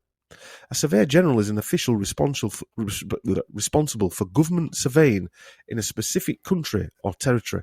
So you can see they're starting to build up this historic background of leadership, the mayors, the surveyors, they're getting land given, the pioneer. Well, it's like America, where the English went to America, the French went to Canada. But they're in France. They're in both. And they're in the Louisiana and all that lot. But it's like they were put there to build up from the ground, wasn't it? Sending masons and carpenters. Yeah. I mean, he drags back into that, like, was there already people there and it was destroyed and they were just going over there to rebuild it? Yeah, to take over it. In that John Levy kind of... Take over the building. It was desolated and then they were just going over there to re-energize it and build it back up again. Because they're the old families, aren't they? They're like in America, the old families that built it up from scratch. Or half scratch. Yeah. Half scratch, yeah. Or destroyed it and then built it up from scratch. Yeah, exactly, yeah. A surveyor general is more often than not at that time, historically, a military appointment. His name appears on maps and grants and is recorded as Don Carlos Trudeau. I wonder if this made him like a cartographer, Right. That type of character, because they were very important back in them days, weren't they? Well, these things that are important to him are like carpenters, masons, cartographers, map drawers, all this stuff. They would have been the people to tend to a new world to build it from scratch, or half scratch, as we said. Yeah, half scratch. A few years later, he served as recorder and as president of the city council. He married Charlotte Perrault, and Perrault, spelled P-R-R-A-U-L-T, or spelled as P-E-Y-R-A-U-D. The couple's children were Caroline, who married Thomas Urquhart, Celestine, who became the second wife of General James Wilkinson. Wilkinson was an American soldier and statesman. He was twice senior officer of the U.S. Army, appointed to be the first governor of the Louisiana Territory in 1805. So they're marrying into this type of statesmanship already. Charles Guerrier exposed Wilkinson as having been a highly paid spy in the service of the Spanish Empire. So they're also corrupt, not unlike old Trudeau with his Schwab connections. Charles Laval Trudeau is also the grandfather of Mary Laveau, whose mother, Marguerite de Archantel, aka Marguerite Toussaint, a free woman of colour. She was a Louisiana Creole and voodoo practitioner. Right. So she's a relative of Trudeau. So Trudeau has got voodoo blood somewhere. Right. Marie Laveau dominated voodoo culture and society in the New Orleans area before becoming locally accepted as the Queen of Voodoo. Wow.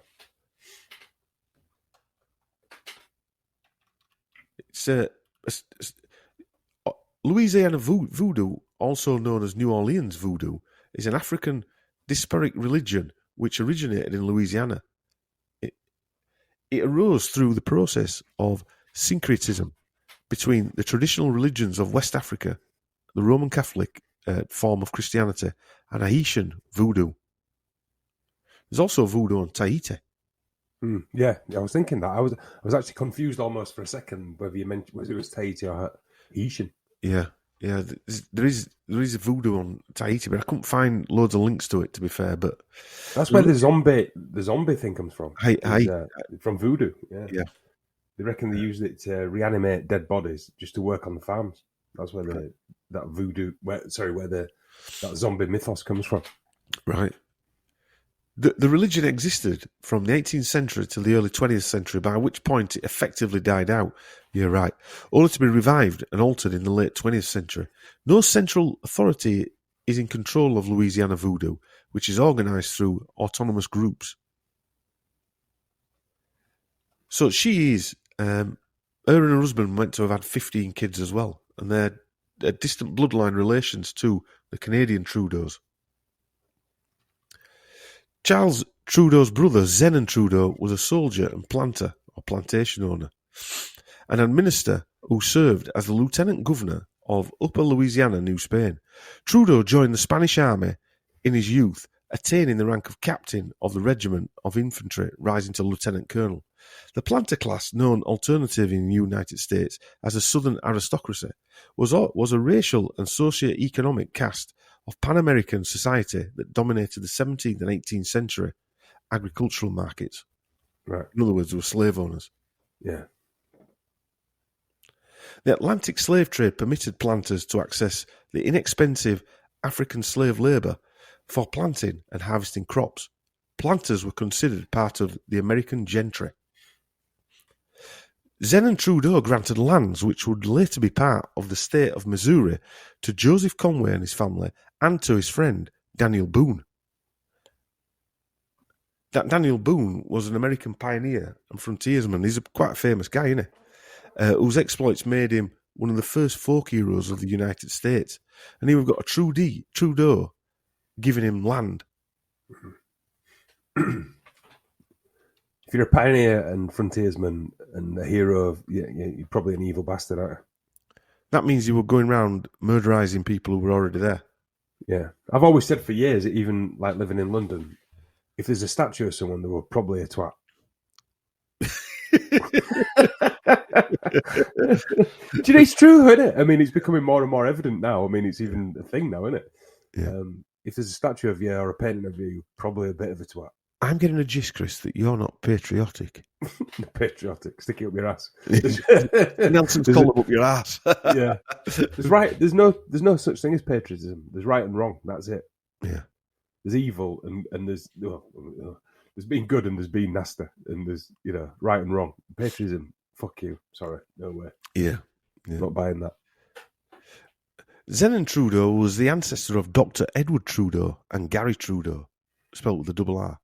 Dr. Edward Livingston Trudeau was an American physician who established the Adirondack Cottage Sanitarium at Saranac Lake for treatment of tuberculosis.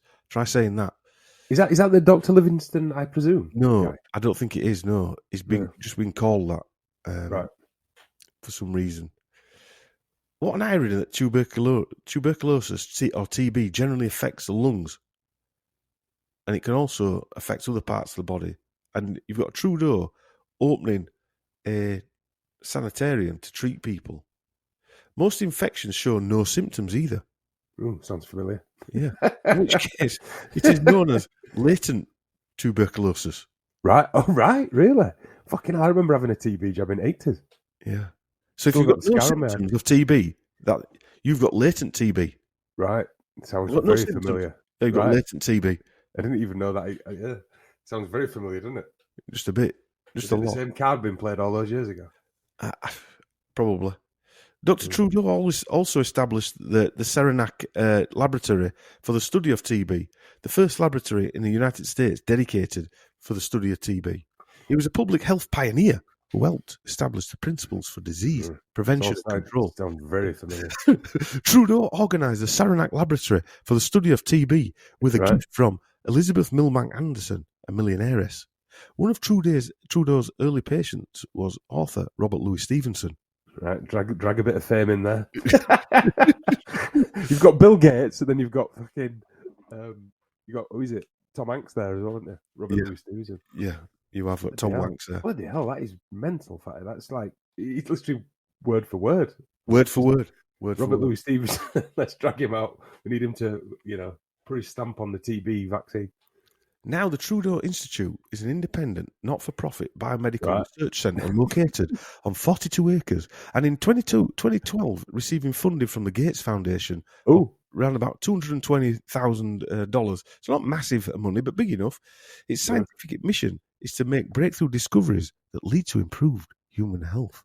In July 2020, due to their role in assisting the regional community during the 91 Divot pandemic, the Saranac Lake Chamber of Commerce honoured Adirondack Health and the Trudeau Institute as joint partners of the year. Bloody hell. I've not even read that bit, had I? My psychic. You don't need to, because you know where it's going. You just know where it's going. The dialogue, like you said, it's just repeated again and again, the same story. Over and over again. Yeah. The dialogue included a look at what role the Institute plays in global research into pandemic vaccines. Bloody hell. I mean, the TB jab was massive, wasn't it? Yeah. I mean, I don't know anything about it other than I had one. The story is that this Dr. Trudeau, his wife died of pneumonia or TB. Right. And that's why I set this institute up. Of course you did. course it did. Yeah. Back in 2008, the United States Postal Service issued a 76-cent stamp with a picture of Dr. Trudeau on them as part of the Distinguished American Series, which is a set of definitive stamps issued by the US Postal Service, which started in 2000. An inscription identifies Dr. Trudeau as a philosophologist, an obsolete term for a tuberculosis specialist. Right. A pithisologist. That's what it is. Pithisologist. Pithisologist. They just come up with these words, don't they? That just sounds like I'm a doctor and it's pithisologist. And the harder it is pronounced. Yorkshire, what do you say again?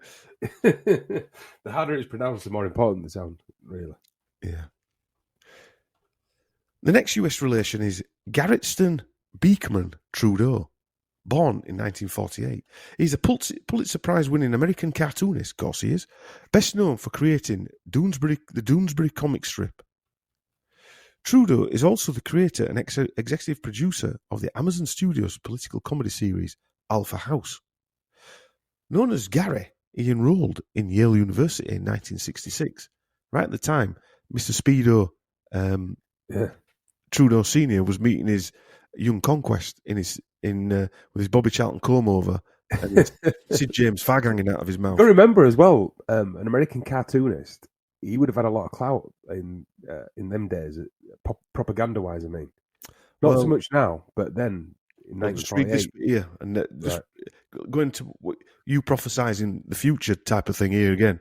As an art major, Gary Trudeau initially focused on painting, but soon discovered a greater interest in graphic arts. As a senior, Trudeau became a member of Scroll and Key.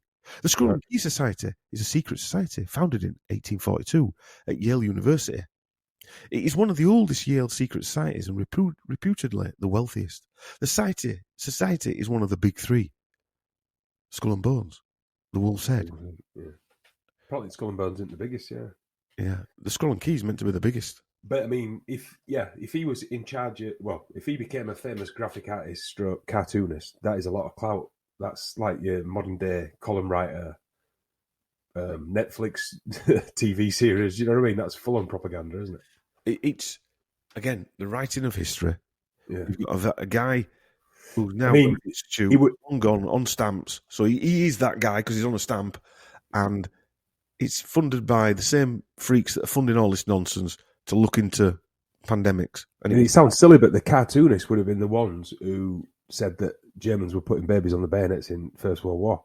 Yes. That would have been driven by the cartoonists, wouldn't it? Yes. Yeah. Do you know what I mean? So, now it's the animators.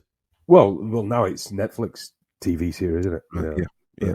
That was what propaganda was in them days, wasn't it? It was magazines and... Netflix have just... I was saying to Nick, my missus, we need to get rid of Netflix. I don't want it in the house, right? And she said, no, I do watch it. I've got rid of BBC, got rid of Sky. All of that's gone. Matter of time before you yanked TV off. Anyway, she said, it's got to go on Netflix. I said, why? She said, I've seen this new programme that's on. She texted me. What is it? It's called He's Pregnant.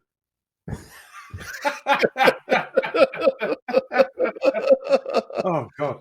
I mean, the bearded lady is pregnant. I like watching some of this shite just for observation. We'll do a bit on that actually in the next mint sauce, to be fair. But maybe we should watch it. Yeah. No, I don't want to watch it. I can't watch it. I can't watch it. Poison my brain. So you can see there, just from that, the Percheron pioneers, that is many ties. Scroll and Key members.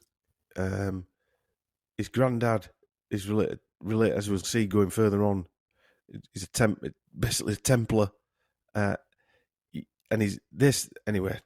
It doesn't surprise me anymore or shock me, but and I suppose that's a bit sad, really. That it's all adding little strings to the web, innit? Yeah, I try and go in with a clear mind. I don't try and go in with that they're definitely. It just opens up. Famous relatives of Justin Trudeau. There's many famous relatives of the Percheron pioneers. Right from the top, I'll tell you that Justin Trudeau, from his father's side, or his stepfather's, whichever way you want to look at it, is a cousin of Hillary Clinton. Stefan Dion, which I think he's a big shot in Canada. Madonna, Celine Dion, Justin Bieber, Javier Dolan, Ryan Gosling, Angelina Jolie, and Camilla, the Duchess of Cornwall. Right. And there were many more. I cut them short. But I think Jim Carrey's related to him. Right. It's weird, isn't it? I mean, it just gives you that image that that percentage of whatever it is, 1 or 5%, whatever it is, like I said, just operating in their own world. We ain't got a clue. No. And we are literally the sheep. And it's a bit like, and you look at it and you think, we're only allowed to, some people probably squeak through and put the head above the manhole cover type of thing, but you're only allowed to rise so far until you have to sign that life away contract. Well, maybe it's not even about money, Fi. Yeah. Money's got nothing to do with it. That's just left for us to see. It's not to do with money. As we saw with the Huxley stuff that we're doing. The Huxley weren't wealthy people. I'm not saying they were poor.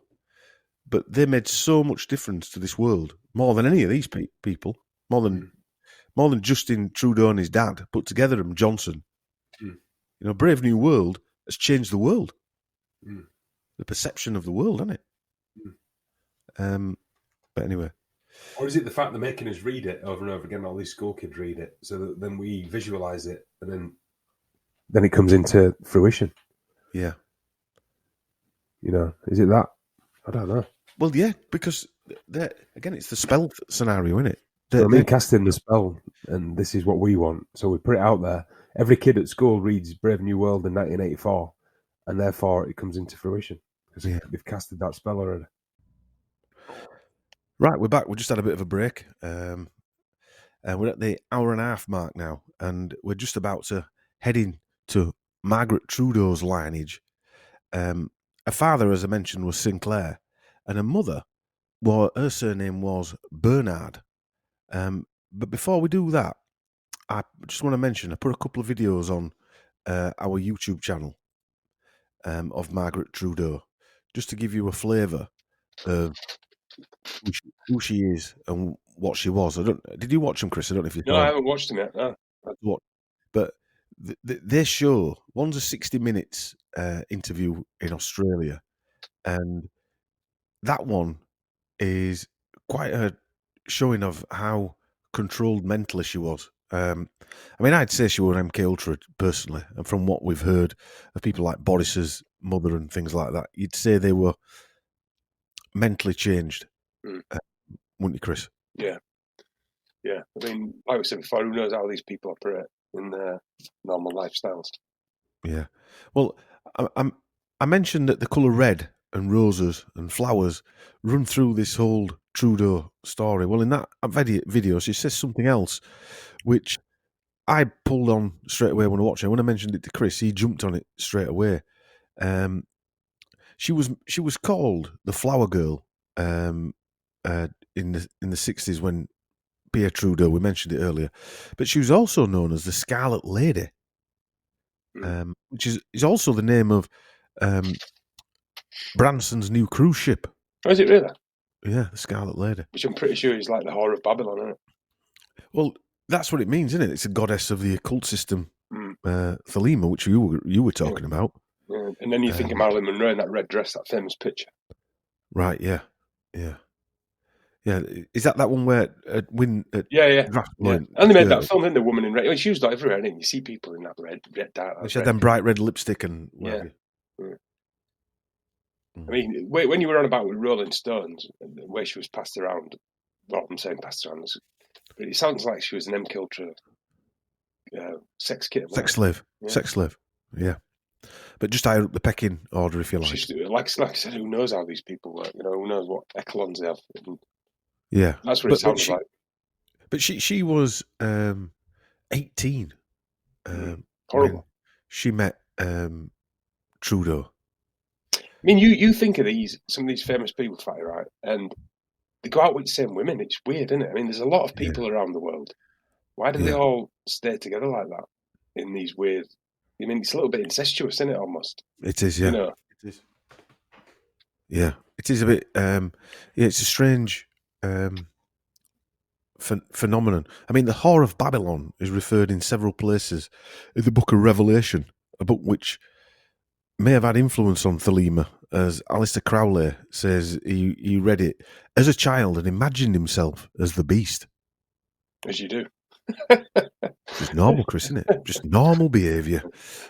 But when you think about that, I know we're talking about something slightly different, but Alistair Crowley went to that Grisham College, I think it was. Yeah. Where Whitty went.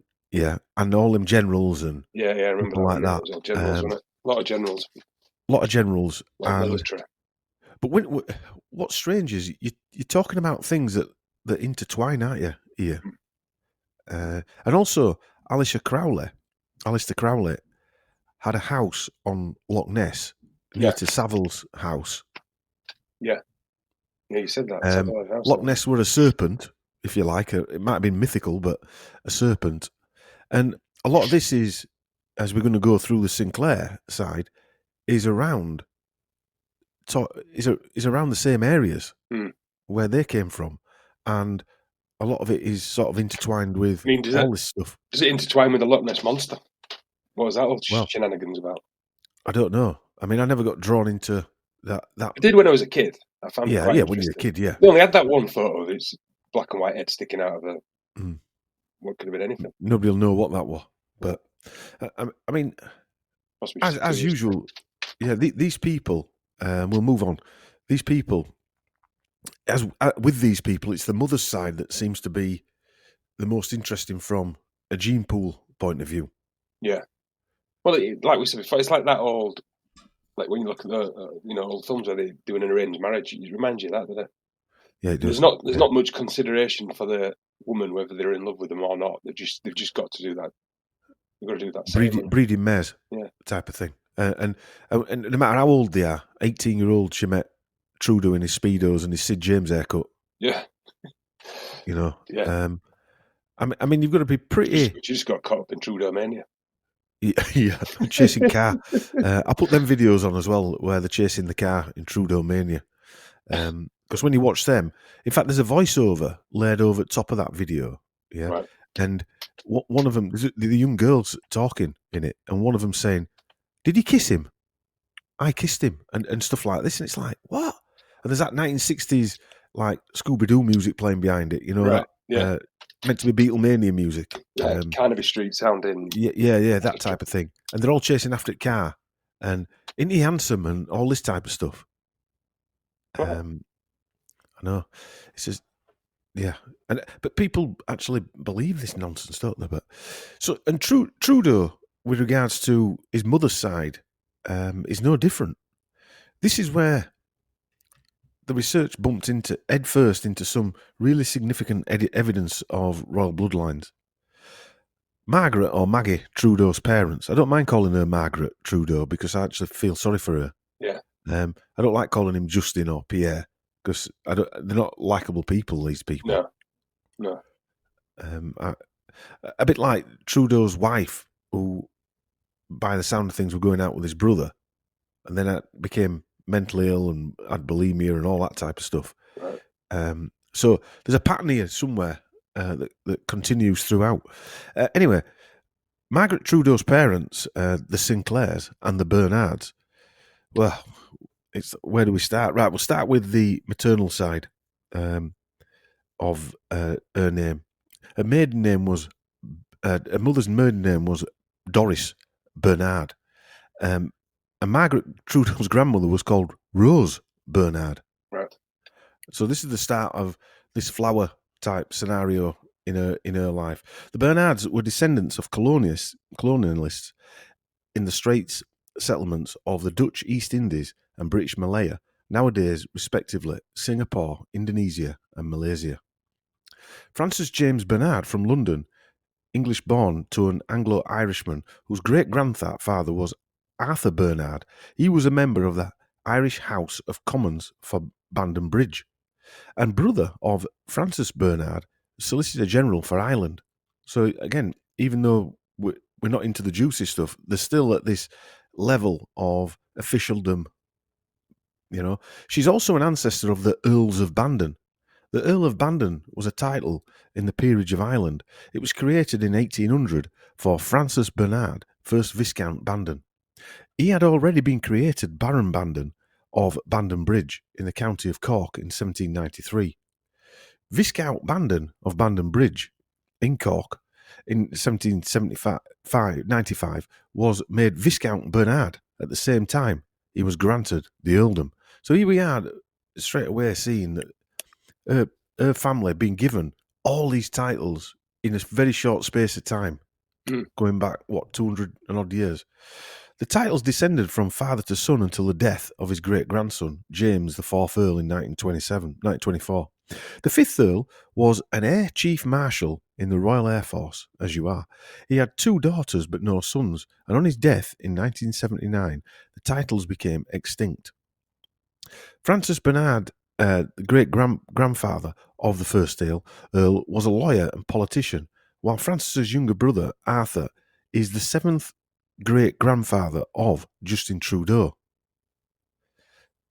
Francis James Bernard was founder of the Singapore Police Force in 1819. The Singapore Chronicle, the first newspaper in Singapore, and the first to cultivate a coconut estate in 1823. So they're probably slave owners again. So his great-grandfather set up the police force in Singapore, again going back to that Jordan Maxwell thing. Right. The Singapore newspaper, first in Singapore, and coconut estate. What's coconut estate? Well, just growing coconuts, a plantation. Oh, right. Bernard married Margaret Trudeau's 3rd great-grandmother, Esther Farquhar.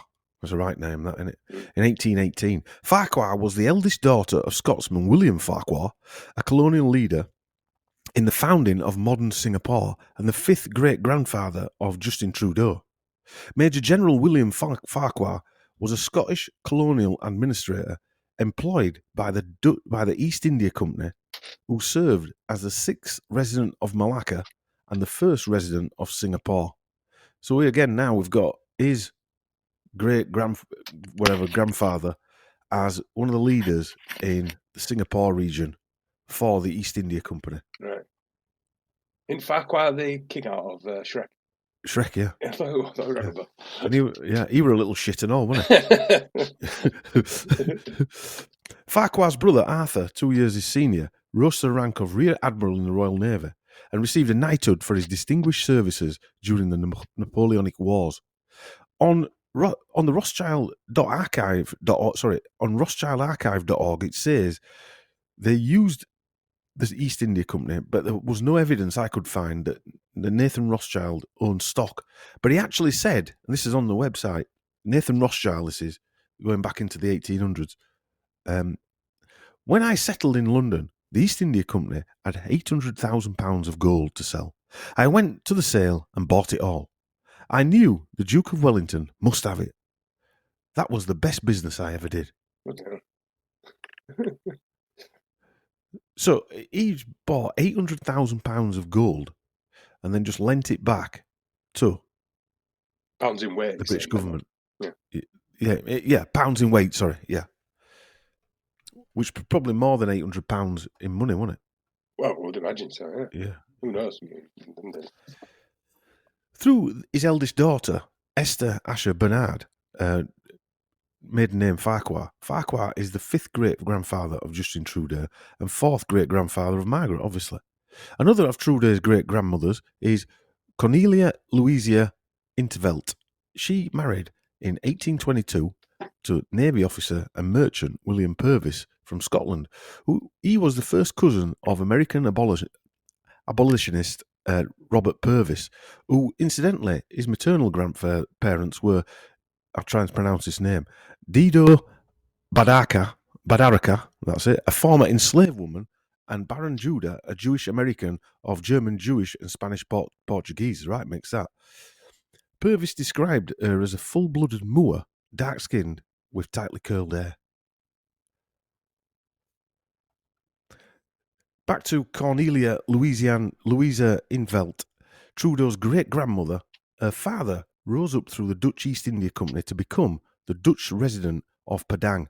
So we've now got 2 or 3 of them now running basically Malaysia, Singapore, all these areas for the Dutch East India Company, the British government, and probably the Rothschilds. Her maternal grandmother was an Ono Nia Rani, a term covering every rank from the chieftain's daughter to princesses from Sumatra and Indonesia. It's an Indonesian island west of Java and the south of the Malay Peninsula. So he has now, Justin Trudeau has also got Royal Sumatra bloodline in him. And the irony behind that is ethnic Malaccans are from modern-day Malaysia, and Nias people are an ethnic group native to Nias, an island off the west coast of Sumatra, Indonesia. Nias people are known as Ona Nia, which literally means descendants of human. Yeah, how weird. What does that mean? I don't know. That means that we're none of us we're not new. We're not human. Yeah. They're not human. That's odd, isn't it? And they're descendants of that. It's strange title that. But is that why these people act like they are? Not human.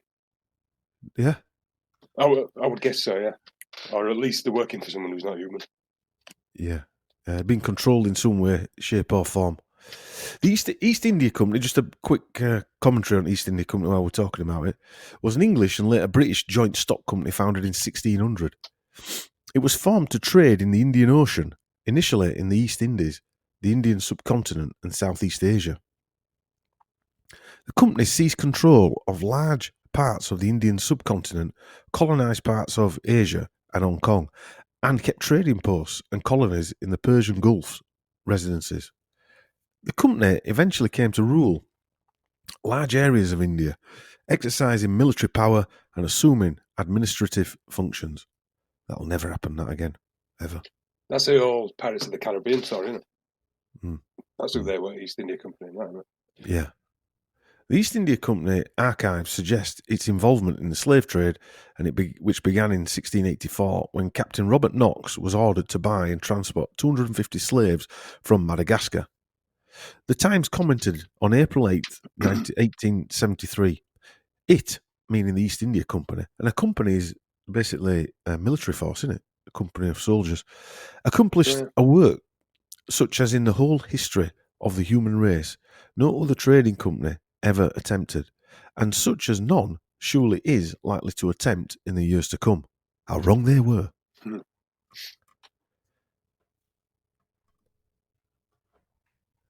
So we're now into the St. Clair's, and the St. Clair's, or Saint Clair, not Sinclair. Margaret father, James Jimmy Sinclair, I can't say that without thinking of doing it in a Scottish accent, was Liberal member of the Parliament of Canada and Minister of Fisheries and Oceans. The Liberal Party of Canada, their logo is red. James Sinclair was a member of the Queen's Privy Council for Canada. He was also a Canadian politician and businessman. He is the maternal grandfather of the current Prime Minister of Canada, Trudeau. Sinclair was born in Crossroads, Grange, Banffshire, Scotland. And the word crossroads has a significant meaning and is definitely an encoding of Mercury. I'm going to come into that later on. We'll pick some information up, and we spoke about it before, me and Chris, but on some of the other podcasts we listened to. He moved to Vancouver with his family in 1911, where his father, who had already emigrated a year earlier, was among the founders of the Vancouver Technical Secondary School. So where we are again. I mean, this is a bit like this in comparison to where we're going to go, but they're already founding the schools and how kids are being taught. Sinclair studied engineering at the University of British Columbia and was awarded a Rhodes Scholarship in 1928 to study mathematics at the University of Oxford. The Rhodes Scholarship at University of Oxford was founded and administered by Lord Rothschild with funding bequeathed in the will of Cecil Rhodes. Other notable recipients are Bill Clinton, other Canadian Prime Minister John Turner, and that other wench, Christiana Freeland. She did as well, didn't she? Many Rhodes Scholars have gone on to become the most powerful and influential people in world politics, science, medicine, business, media, academia, law, and the military, where they advocate and fund various globalist schemes and propaganda to undermine national sovereignty and promote a one-world government. During World War II, he served in the Royal Canadian Air Force in North Africa and Malta and Sicily as squadron leader. Hey, squadron leader. Given who we will see Sinclair is, he was probably some kind of intelligence operative. Although I didn't find any evidence.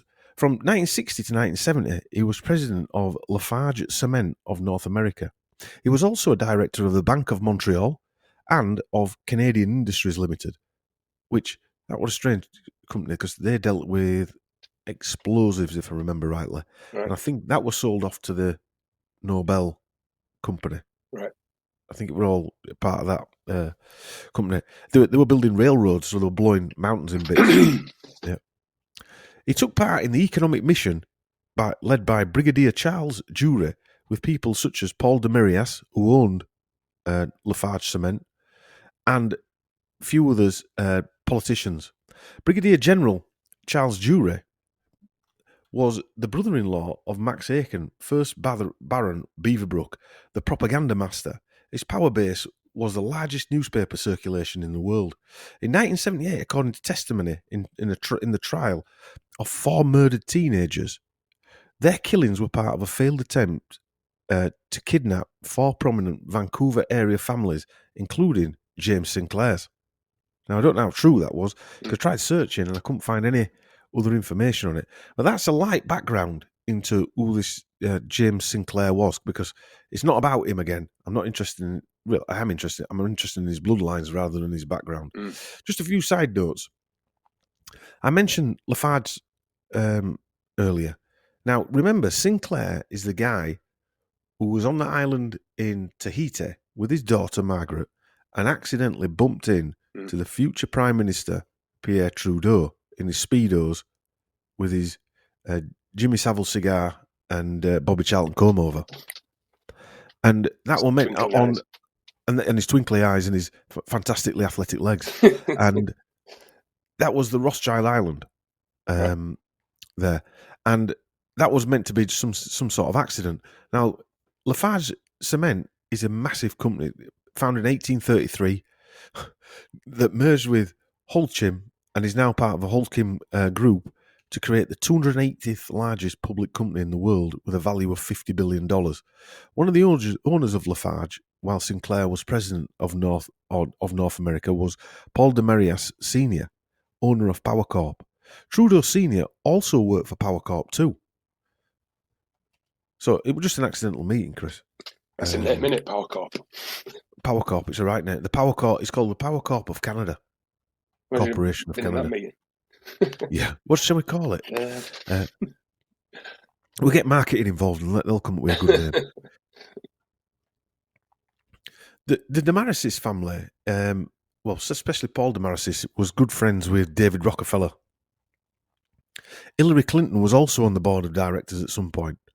We have to realise that the supposed accidental meeting between Pierre Trudeau, Margaret Trudeau, on a Pacific island when she was a teenager was total nonsense. Yeah. You know, that didn't sound true, did it? It didn't sound true to start with, no. Powerful people behind this. Sinclair worked for Demarisis Sr., who was a business partners with Rockefeller. Demarisis was a trilateral director and a Bilderberger, all funded by David Rockefeller. There's no way he didn't know David Rockefeller, let's just be honest about that. When we hear the information further on in this presentation, I think maybe it could be that Sinclair, going back to your theory on do some of these presenters control the politicians, Sinclair could have actually been the head of all of them. Yeah. Mastermind. Well, not even a mastermind, just operating them, moving them around. Yeah. So he also worked for the Bank of Montreal, which today has close to $1 trillion Canadian dollars in assets. So he's a pretty big mover and a shaker, this guy in his time, if you think about it. He was director at these places, chairman, CEO, and so, yeah. So just to recap, Trudeau, his mother's side, nothing to do with Pierre, So we don't have to get that Castro nonsense involved. The Bernard side, which was Margaret's maternal ancestry, had a decent lineage, but this lineage is Sinclair lineage, is now where we get into the real nitty-gritty of why I got a bit excited for the last month or two of finding all this information and putting it together. So where we're going next is where you'll see the real reason why this guy is Prime Minister now, in my opinion. Right. And some of this research is brought together from various genealogy searchers, blogs, books like Fritz Springmeyer's, William Cooper's book, Behold a Pale Horse, even Wikipedia, and some mainstream media news stories as well. It's just quite shocking when you see it all there in plain sight, but it's in bits. It's not, there's a bit here about that and a bit here about that. Right. So when you put it together, you realise that there's a big chunk missing. So if you want to go for a toilet break, I'd press pause if you're listening back to this now. Go grab a brew, go to the toilet, pour a glass of wine, and continue into this next part, because we're only just about halfway through this whole thing. So, and we're coming to the main part of it. What gets me is, Chris, that it seems to be that we're living some kind of replay of events over and over again, where the same families are brought back in time and time again to play similar roles over the same pattern for the same outcomes. I can't help thinking of, what is it? Sir Clive Sinclair. Well, I come on to that because there are a couple of names in here in the Sinclair bloodline that you'll think, oh yeah, and obviously the normal names like the one you've just said. Well, Sinclair made the first home computer file. That's a pretty big deal, isn't it? Well, it's a pretty big deal, and he was the first really starter of the eco car, wasn't he? Electric car, yeah. Sinclair C5. But the Sinclair Spectrum computer was literally, I had one. It was the first computer in your house that went in. He took his fingerprints off playing Commando or whatever it were called. First affordable computer, wasn't it? That and the Commodore 64. Yeah, it was. And there's another one, Mark Sinclair, who you won't know. Right. What did he do? Vin Diesel. All right. Is that his real name? That's his real name. I thought his name was Mr. Diesel. Yes. Unleaded. As his dad's called. So we come to the important part of this research, the bloodline of the Holy Grail. Everything we are seeing and experiencing today seems to be part of this ritualistic repeating pattern, although we're all being probably reset as well at the same time. We're in a game. This experience is like a quest. That's what I get a feeling of, don't you, Chris? That we're in some sort of quest. What do you mean, life in general? Like yeah, life in general, yeah. Well, I think it's a test, isn't it, as much as anything. Yeah. It's all part of it. I think the 5%, the people like us who are listening and what have you, are like observers. I looked at it like, it came to me like the Adjustment Bureau. I think you're bigging us up a bit too much. No, I'm not bigging anybody up. I don't mean it that we can go and change events. I don't mean it that way. Right. But we were talking earlier that we don't know what's happened. We don't know if what we do, what Mark Devlin does, Rise Above, and all the other people that are John Hamer. Do you mean as it had a smack-on effect, you mean? Yeah. Like we always say, we'll never know, will we? Because it won't be broadcasted. And all the people listening, I mean, we know what that was like because we used to listen to people before we started doing this. And we were talking to... But I know what you mean. We were talking on the street. So that is the hardest part when you're talking to your friends and your family and trying to, not necessarily convince them, but show them there's another way. I stopped trying to convince people quite a long time ago. I'm not quite as hardcore as you. I stay pretty quiet. I don't stay quiet. I'll drop things in. I don't try to convince people anymore. I definitely don't get annoyed about it. No, I don't get annoyed about it. No, I haven't got annoyed about it for a long time. No. I mean, through the last 2 years, I think a lot of people have grown up in one way or another, haven't they? Yeah. Or learnt a lot at super speed, because you've had no choice. Yeah. I mean, is it part of the parting of, it's 50%? Is some of us going to go one way and others go another way? Yeah. Is this what it's all about? Is it the divide? Yeah, maybe. Anyway, the Trudeau-Sinclair bloodline, or to give it its correct name, the Saint Clair, or this bloodline's no different. It's also known as the De Santo Clara. In The Bloodline of the Holy Grail, a book by Lawrence Gardner, there's that link to flowers again, Gardner says the name Sinclair is derived from the Latin Sancto Claro, which means holy light. The Scoto-Norman surname Sinclair comes from the clan Sinclair, whose progenitors moved to Scotland and were given the land of Roslin, Midlothian, by the kings of Scotland, or the King of Scots. The style Sinclair is the most common use. It has its origins in Scotland and is a derivation of the original French de Sinclair, although the name has also been styled Santo Clair, de Sinclair, Sinclair, and Sinclair, spelled Synklar, and many more different ways across the centuries. There are well-known individuals, and I put down here what Chris said, Sir Clive Sinclair, inventor of the ZX Spectrum, and Mark Sinclair, better known as Vin Diesel. And if you think about them too, Chris, again, as you just said, Sir Clive Sinclair invented the home computer, really, or the gaming computer. Well, yeah, I mean, it was a big deal. The old ZX it was a Spectrum. big deal, yeah. And Vin Diesel acts out those silly films where they're chasing people around in cars constantly. And Triple X, if you remember that. Yeah. 666. Yeah, Triple X, yeah. Justin Trudeau has ancient Scottish Norman and also Merovingian bloodline ancestry. Did I pronounce that right? Merovingian. Merovingian. Yeah. Merovingian bloodline ancestry. This type of bloodline seems to run through a lot of these characters. The illegitimate bloodlines, like Sir George Washington, or was he King George? JFK, Bill Clinton, the Bushes, Belia, Johnson, Cameron, Schwab, the Rothschilds, and even people like Gove. Trudeau is no different. His bloodlines, as we saw from his parental side and one of his mother's side, do come from prominent people, businessmen, earls, East India execs, mayors, politicians, and even voodoo priestesses. Him coming to power at this moment, along with all the other current WF global leaders who were young leaders at one point, cannot have happened by chance. The odds of that and him being related to all these people is just not possible at all.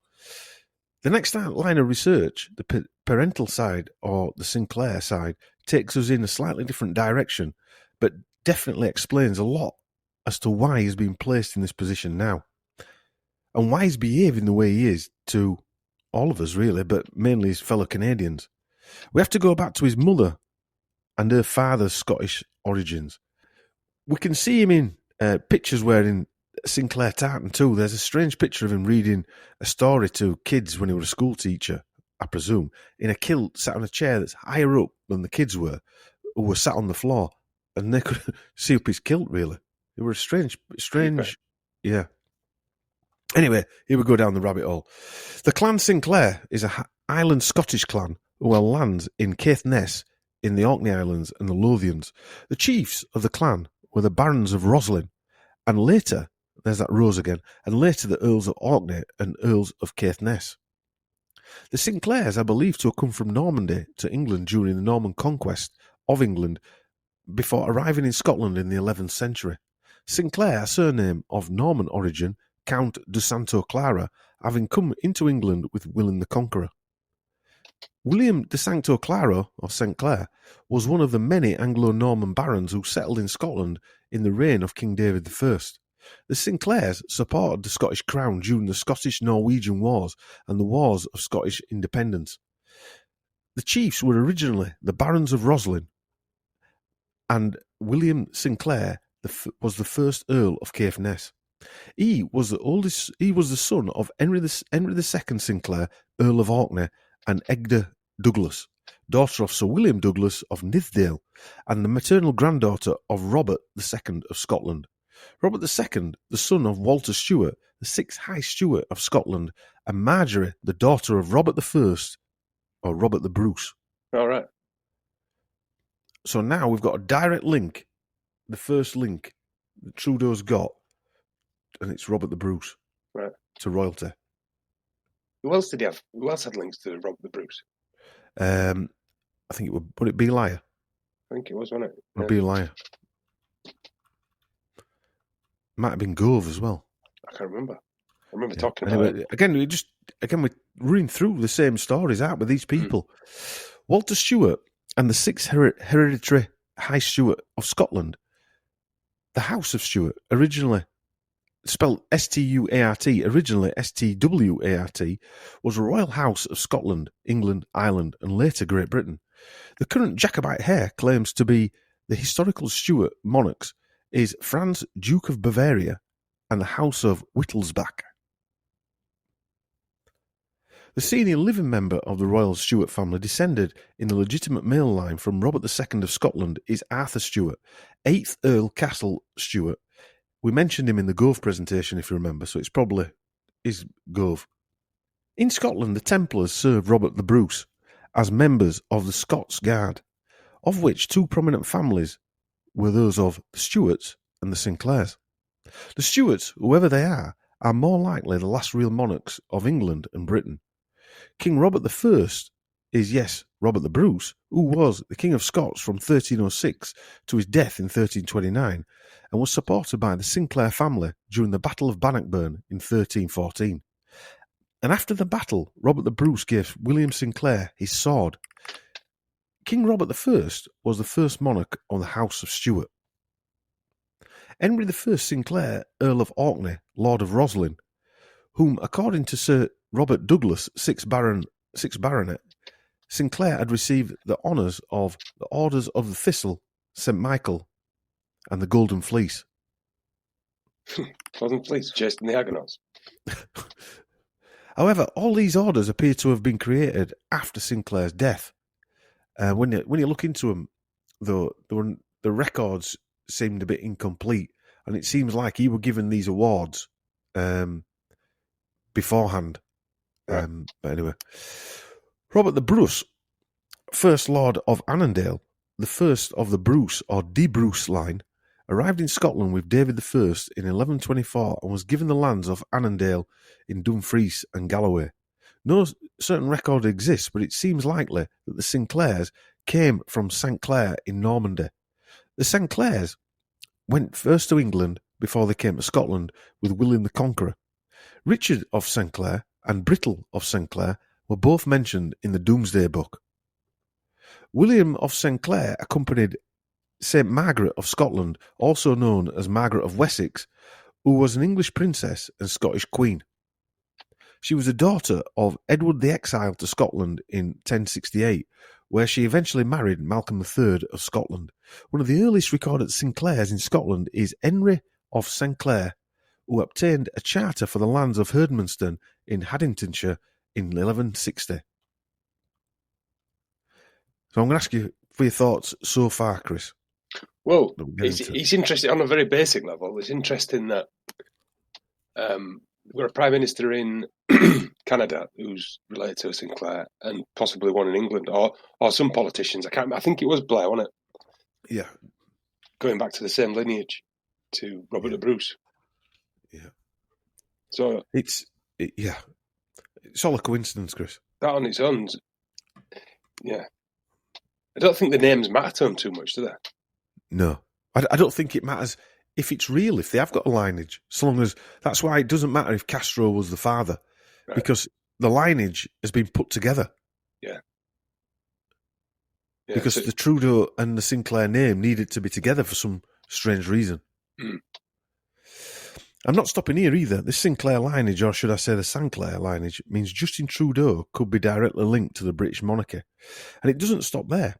Chris, you mentioned that Sinclair was in the Fritz Springmeyer's book of the 13 bloodlines of the Illuminati. Pretty sure it was, wasn't it? It was, yeah, it definitely is. I had to check it, but it was.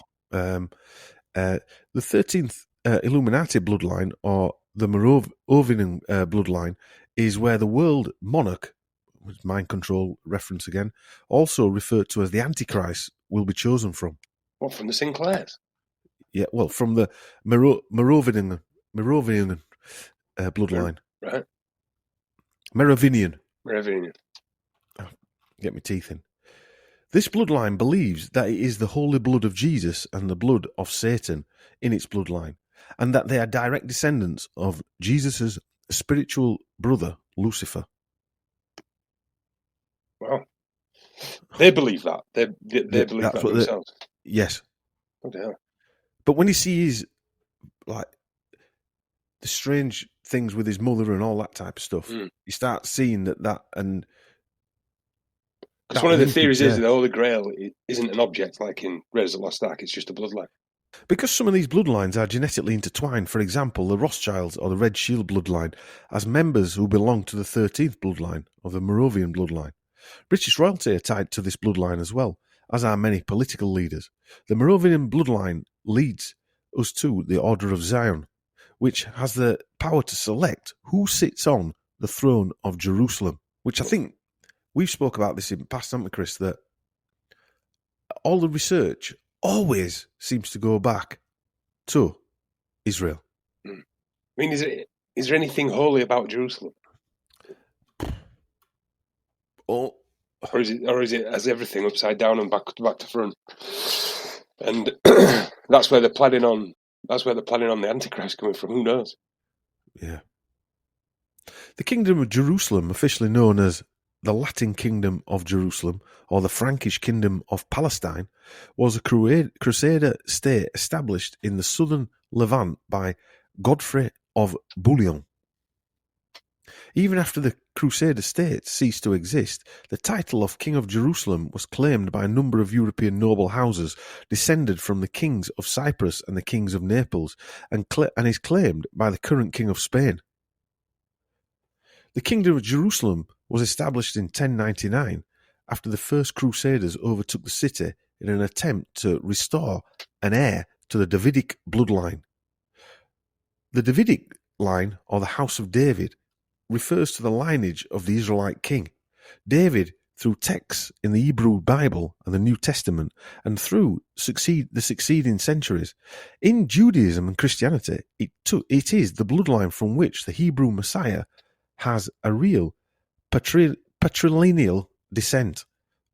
The Christian Gospels claim that Jesus descends from the Davidic bloodline and is therefore the legitimate Hebrew Messiah. Jerusalem means city of peace. Jerusalem is often called Zion. Mount Zion is the hill on which the fortress of the city was built. Jeru means gift of God, and Salem means peace. Salem always reminds me of witchcraft, if you ask me, in the colonial Massachusetts area. In the year 1220, Marie de Sinclair became the Grand Mistress of the Priory of Scion, a post she held until her death in 1266. Marie de Sinclair's blood lineage starts way back in the 1100s when Richelieu, the daughter of Henry the Holy and the sister to Henry II, married French nobleman Richard Robert de Chaumont. The estate of Sinclair-sur-Epte being her marriage dowry. Marie de Sinclair was born in 1192 to parents Robert the Earl of Sinclair de Chaumont and Isabel Levis. Also a descendant of Henry de Sinclair, the Baron of Roslin in Scotland. He who joined Godfrey de Bouillon on the First Crusade to the Holy Land. So we've got the Baron of Roslin, which we'll come on to in a minute, is linked to the Roslin Chapel, joining French barons on the First Crusade to the Holy Land. Arnauld de Sinclair, Marie's grandnephew, became a French Knight Templar and joined his French cousins fighting alongside William Wallace and Robert the Bruce for Scottish independence. Gerolf de Sinclair, a French Knight Templar, assisted in the removal of Templar treasure from Paris. You just think though, don't you, Dom, that look at what they can do now with history. They could just make all this up. Well, is this real? I don't know. Yeah. But what we're documenting here, like we always say, it doesn't matter, does it? Someone wants it out there. Well, they either want it out there, and they want us to believe that this is real, right? Or it is real, and it doesn't make it any more or less important, because if they believe that this is real, if that's what they're nailing goats for argument's sake, because this is real in their mind, then it is real, isn't it? Yeah. Because so they're saying it's real. it's Hollywood, isn't it? It's Hollywood. One thing you do think, colour. all this stuff, all these like ritualistic stuff they're doing, they could get away with then more than they could now. I mean, they could execute their plans a lot easier, I would imagine. If you know what I mean. Well, I would say they can and they can't. I reckon there's two sides to that, because I reckon they'd be quite a lot easier to revolt against this lot back then. Yeah, they've been maybe a bit more scared, but I don't know. They've had a bit more of Queen and Country and all that nonsense, wouldn't they, behind them? It'd have been a different. You can imagine it was a different world, can't you? But what I mean is, if they wanted to wipe someone out, it'd have been quite easy. But he's now. We're now seeing that. If you think about that island that had that Grand Lodge on it, the Sinclair lineage. She was the Grand Master of the Priory of Scion, and now another descendant, Jean de Sinclair, descendant of hers, by way of her brother's son, followed her in the footsteps, becoming Grand Master of the Priory of Scion from 1351 to 1366. The Priory of Scion's origin are far less clear-cut according to which information you have. It was either instituted before the demise of the Merovingian dynasty in the 7th century AD, or it existed only from 956 or 911 as a natural successor to Order of Scion. The Order of Scion was the earliest of the organisations and does indeed date from the 7th century AD. The priory was founded with one objective, to restore the Merovingian house to the throne of France and indeed the continent of Europe. Like its progeny, the Templars, the priory had its Grand Masters. They, amongst others, included Jean de Sinclair, Leonardo da Vinci, Nicholas Flamel, Robert Flood, Robert Boyle, Isaac Newton, Victor Hugo, Claude Debussy, Jean Cocteau, and many more. Recently, Pierre Plantard de Sinclair, he was part of it. The masters of the priory all take the name Jean or John, which reflects the name that John the Baptist and not Jesus Christ was the true Messiah. Right. So that's something else that's inverted, really, isn't it? If you think about it. They're telling you one person when really they think it's someone else. It also appears that the Masonic Swiss Grand Lodge Alpina is the equivalent of the Scottish or English Grand Lodges and may have been a source of priory members. There are also ties to the Italian P2 Lodge. It is important to realise that the P2 Lodge is linked to both CIA and former KGB. It had its agents in high positions within both the Italian government and the Vatican. It is also linked to the ultra-conservative Knights of Malta and Opus Dei, God's work, within the Vatican itself. And Opus Dei were Le Cercle. Is that written on the banknotes? English? It's on the coat. It's on the coat of arms, isn't it? The British coat of arms, I think, isn't it? Is it? I know it from somewhere. Opus Dei.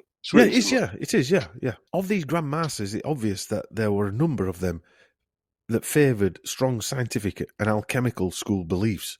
It is known, for example, that Flamel translated the text of the Abra Melin ritual.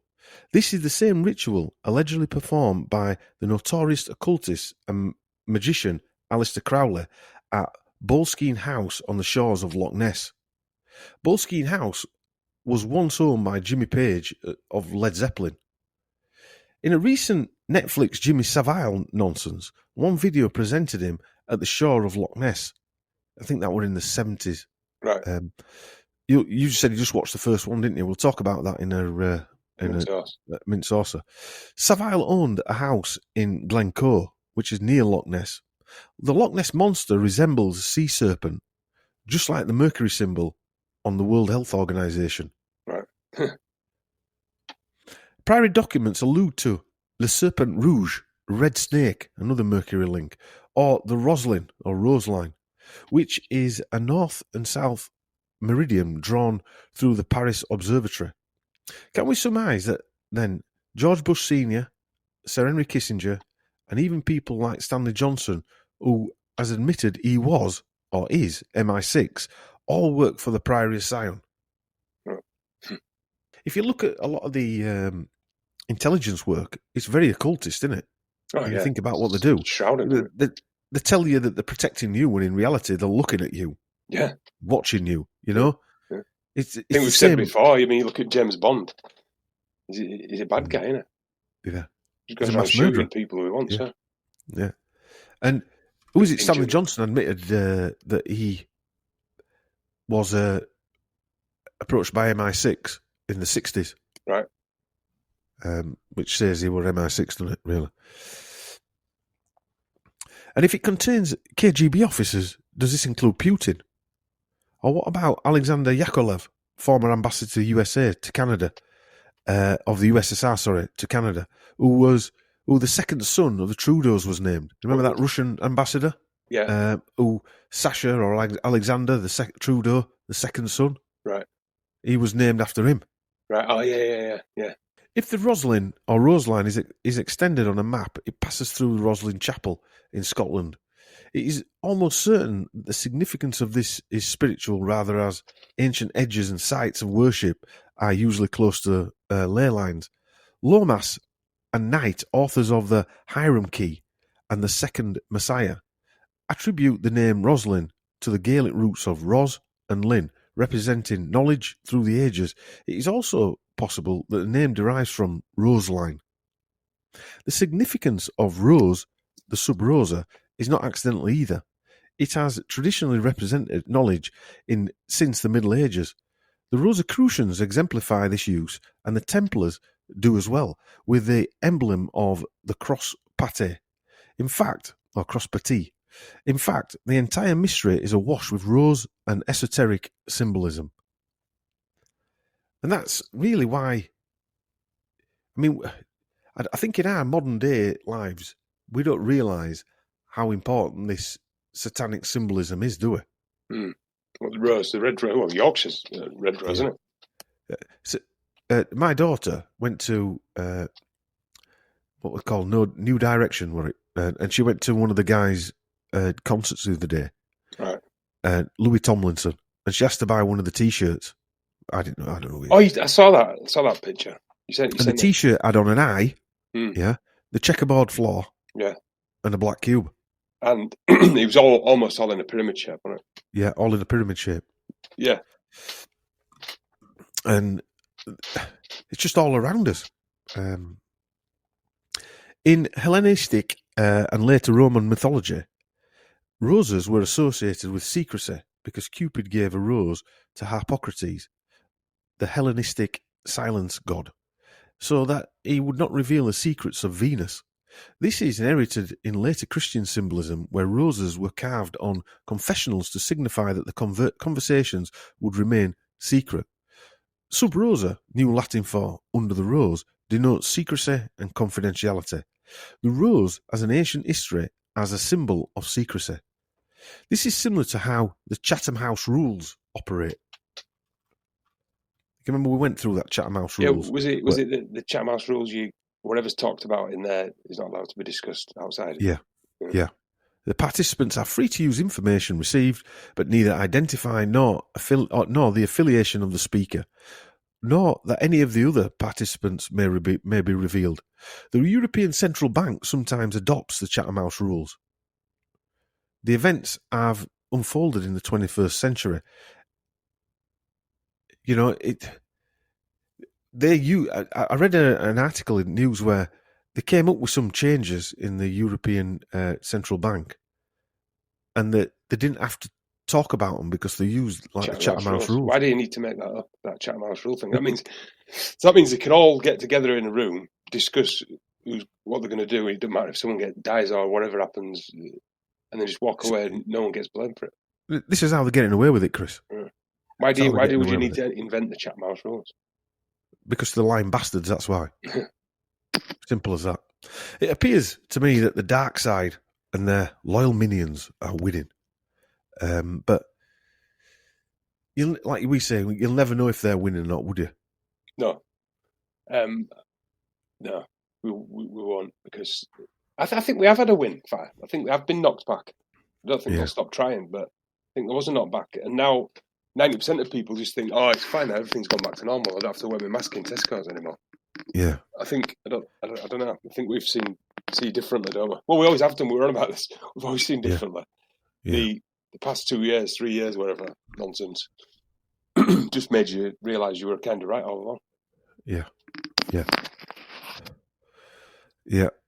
The Merovingians are said to have set up the Catholic military order called the Knights Templars. Here's an excerpt from a couple of blogs on the subject. Jewish elders feared a Roman invasion led by Titus would plunder the Holy Land and seize their priceless treasure, which included the Essene and Kabbalistic scrolls. How right they were, for the Roman general and later emperor Titus' son of Emperor Vespasian campaigned in Judea, where he besieged and almost destroyed Jerusalem in 70 AD. The Jewish elders hid their treasure and fled to Europe, where many married into noble families. 24 became patriarchs, or known as the Res Deus families. Hundreds of years passed, and the secret location of the Jewish treasure was passed down through the families until the First Crusade. Knighted members of the Res Deus joined the Holy Warriors with dual purpose, defeating Muslims and recovering family treasure. I mean, how much of that's true, I don't know. I was thinking that. Well, it sounds like just some tall story to me. Ridley Scott made a film about it. Yeah. Kingdom of Heaven. That's what that's about, isn't it? Right. Yeah. And it sounds like to me that you took that off, we've hidden it there, that where I was, and we're coming to take it back. In other words, we're just going to steal it off you. Yeah. Just an excuse to go and rob everyone. The 4 trunks of treasure, and there's a reason why I'm saying this, because this is probably the story of the Knights Templar, why they were set up, and why the Sinclair name is so important. The 4 trunks of treasure resided in Kilwinning for many years, I don't know where that is, before being moved to Roslin Castle near Edinburgh, home of the Sinclairs. The Sinclairs were one of the Rex Deus families, and legend has it they became entwined with the Knights Templar when Catherine de Sinclair married Hughes de Payne. The original knights of the 9 Knights Templar were either born or related to the Rex Deus families. With the Sinclair Templar bond, one can understand why the Knights' treasure ended up in Scotland, and when they fled France in 1307, more treasure made its way to Scotland and into the coffers of the Sinclair clan. When fire broke out, seems to always fire breaks out at these castles and stuff. Fire broke out, at the Roslin Castle. 4 trunks of the Templar treasure were moved to the Roslin Chapel. Roslin Chapel's construction is a copy of Solomon's Temple. The Holy Blood and the Holy Grail, the Priory of Scion, was formed with the express purpose of restoring the deposed Merovingian dynasty to the throne, as I said, of France. This was also achieved by means of the specially appointed Res Deus families. The Sinclairs, the builders of the Roslin Chapel, were one such family. According to some revisionist historians, the Res Deus, Latin for King God, bloodline, is the European branch of the descendants of both the high priest Aaron and King David of ancient Israel. So, the Merovingian bloodline, which is supposed to be the Satan bloodline, basically. Is that what you said? Yes, that's what it's saying. Put himself back into France and throughout Europe. Yeah. Nice. Regarding the Knights Templar, are the bankers of today an example of their descendants? God's bankers, the Swabian Agenda, Le Circle, Knights of Malta, Skull and Bones, CIA, etc., etc. Knights Templar are a wealthy and powerful fighting unit of the Crusades with special rights and privileges. How many bankers go to prison ever? Never. Yeah. Allowing them to build up their own oratories for private worship where they were only accountable to the Pope. The Knights Templar were the first to set up a prosperous network of banks and became the first international European bankers. During the Crusades, it is said that the Knights Templar found the lost treasure of King Solomon containing the Holy Grail. And again, I'm not saying that's true, so I don't want anybody to think that I'm saying that this is all true at all. I'm telling you what, the information that's down there that links the Sinclair family, which links Trudeau to this. Well, Might not be true. In modern day, when you think about it, you got the military working for bankers, aren't they? And families. They're not doing anything for us. No. As a nation, I mean. Everything they do is for bankers and rich families, isn't it, really? It is. And the Holy Grail is the cup that Jesus was supposed to have drunk from in his Last Supper.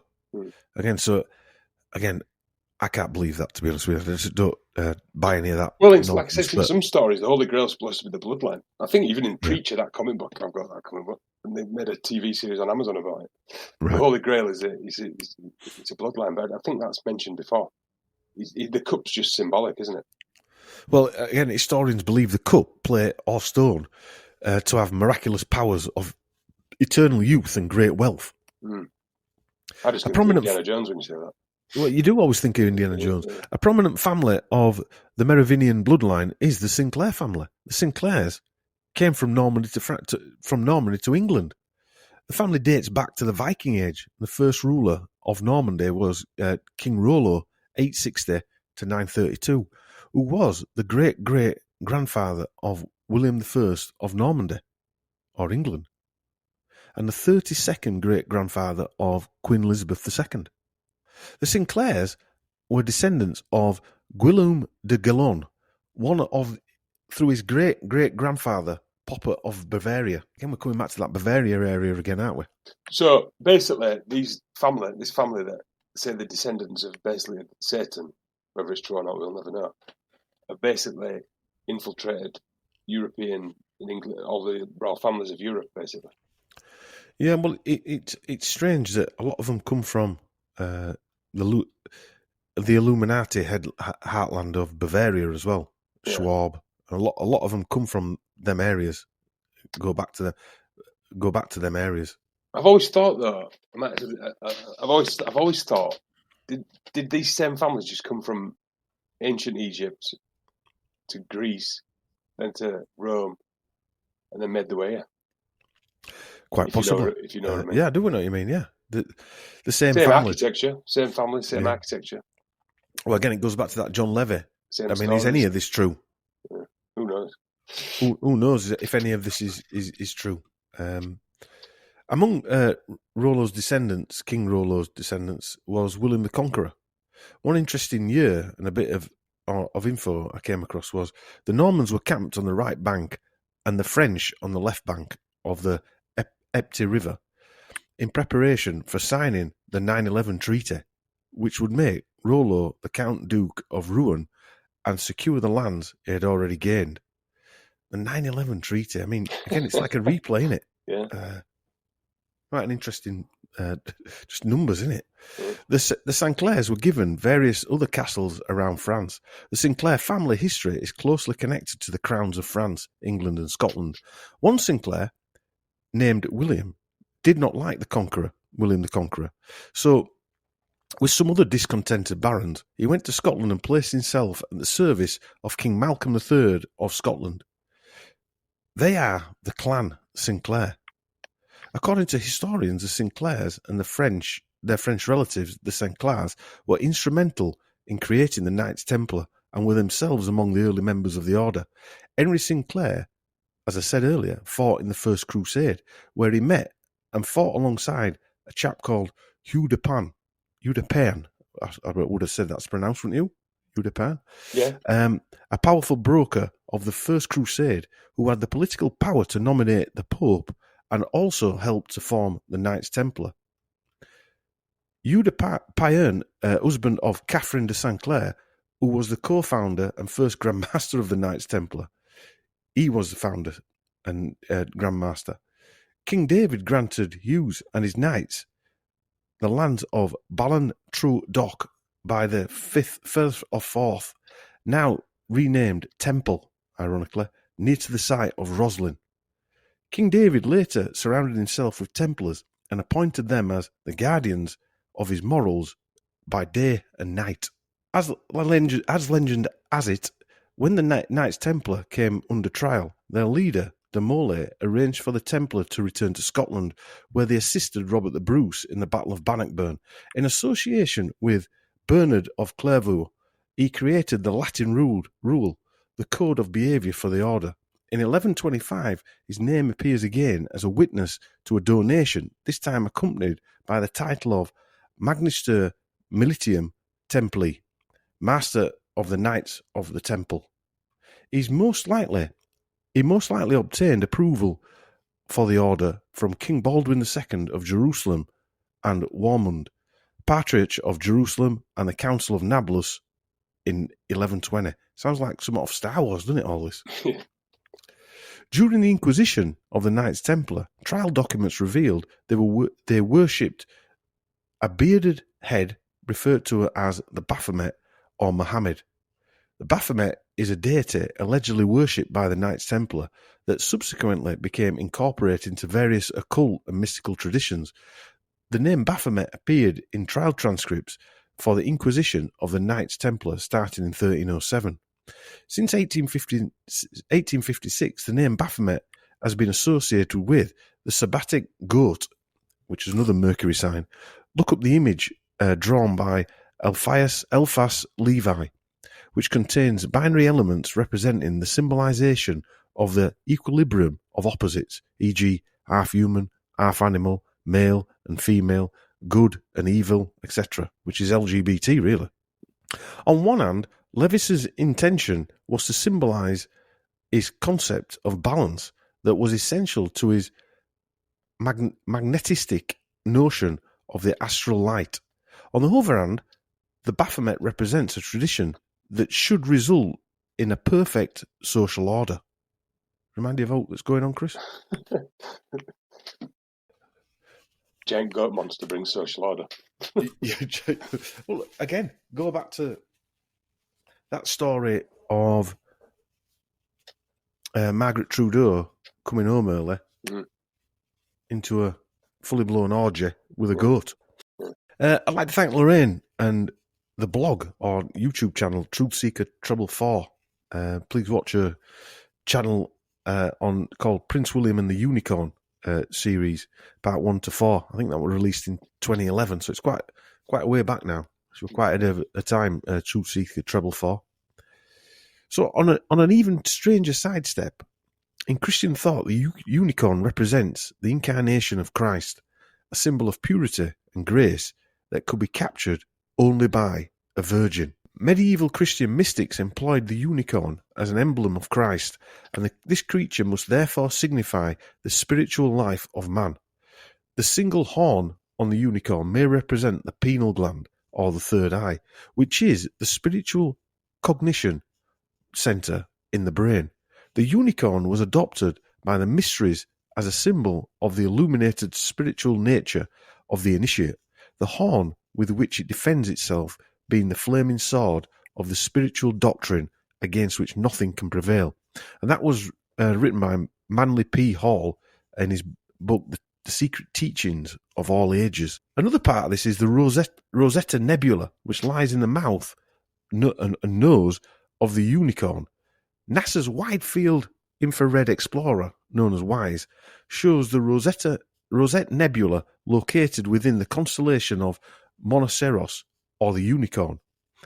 This flower-shaped nebula, also known by the less romantic name as NGC 2237, is a huge star-forming cloud of dust and gas in our Milky Way, or in our galaxy. Nonsense. They're calling it the unicorn's rose, ironically. The unicorn, and still is, the emblem of Scotland, the House of Stuart, is also known as the House of Unicorns since at least the 1300s. Why have they brought the unicorn back? I mean, when we were on about this the other day, I was just upstairs and children's stuff, clothes, pajamas and whatever, all covered in unicorns. Is it a symbol of the LGBT movement now? Yeah. Rainbows and unicorns. Rainbows and unicorns, yeah. But everything's got a unicorn on it.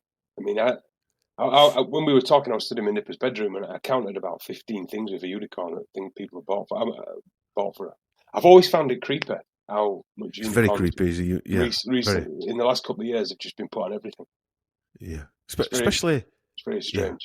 It is very strange. It's for a reason. There's a reason there. It's been used as some kind of implied It's a bit like the clown, isn't it? It reminds me of the clown. There's a unicorn. It's been used like that, which the clown's meant to be funny, but it's not inverted. It's no one finds it funny. Nobody find them more scary than funny. I mean, are they implanting this into kids, and they're gonna bring the unicorns back? You know what I mean? Is a unicorn turn up or something? Who knows? Well, I don't know. The unicorn is thought to have been brought to Scotland by the Templars. The lion is the main emblem of England. When James formed the UK coat of arms, he joined the Scottish unicorn and the English lion. The lion is a common symbol of the tribe of Judah. The rose is the rose is used as the English rugby logo, and they sing Jerusalem at matches. And I just look at the lyrics of that song, Jerusalem. And also they've got the British Lions rugby union as well. And there's both a lion and a unicorn that appears on British passport covers. They're on England shirt, 3 lions, aren't they? Yeah, 3 lions are on England shirts as well. Even I knew that. Mount Hermon is the place where the Watcher class of fallen angels descended to Earth, apparently. The Book of Enoch says that the fallen angels landed at Mount Hermon, and the blood of the serpent was introduced into the human race when they had children with the daughters of men. The Nephilim and the giants of old were the result of this union. Mount Hermon has been known by many names. One of them is Scion. The union between fallen angels and human women were Nephilim or demigods. Their god, Elohim, said that they had corrupted his human creation and ordered that the entire human race be destroyed. We can see the same play being played out today. Genetic modification, then destroy the rest. And the unicorn plays into that, Chris, because if you think about the transhumanism or the transgender type stuff, that's where it's being played. It's the same. Is that what it's symbolic of? Well, again, going back to that Netflix thing, He's Pregnant, that program that's on. Yeah, you said that. Like I said, we can see the same thing being played out. The constellation Monoceros, Latin for unicorn, appears in or around the 25th of December, the winter solstice.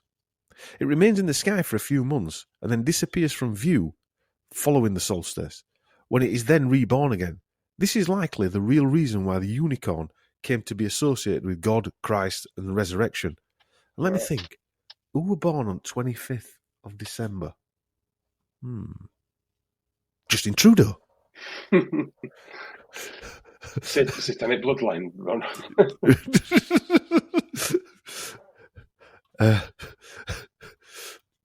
Is it me or am I reading too much into it, Chris? You're always reading too much into it. Yeah, always reading too much into it. You just think that these families, like you've been saying, if you think going back in time when there was probably a few less people around, they'd have probably had a bit more clout, wouldn't they? Yeah. Or less to control, should I say. If we go back even further, the Anunnaki god Enki, if you Google the Anunnaki picture, just Google Anunnaki Enki, look at the image of his foot, and by his foot there's a unicorn. Right. And his left foot is over the horn of the unicorn, as if he's rising up from the unicorn. It's quite an interesting picture. The most well-known set of tapestries depicting unicorns being hunted are believed to have been made in Brussels between 1495 and 1505. Much of their history is a little obscure, but it is known that the La Rochefoucauld family of France owned them for several centuries. La Rochefoucauld family is a French peerage belonging to one of the most famous families of the French nobility. Now, where have you heard Roche before?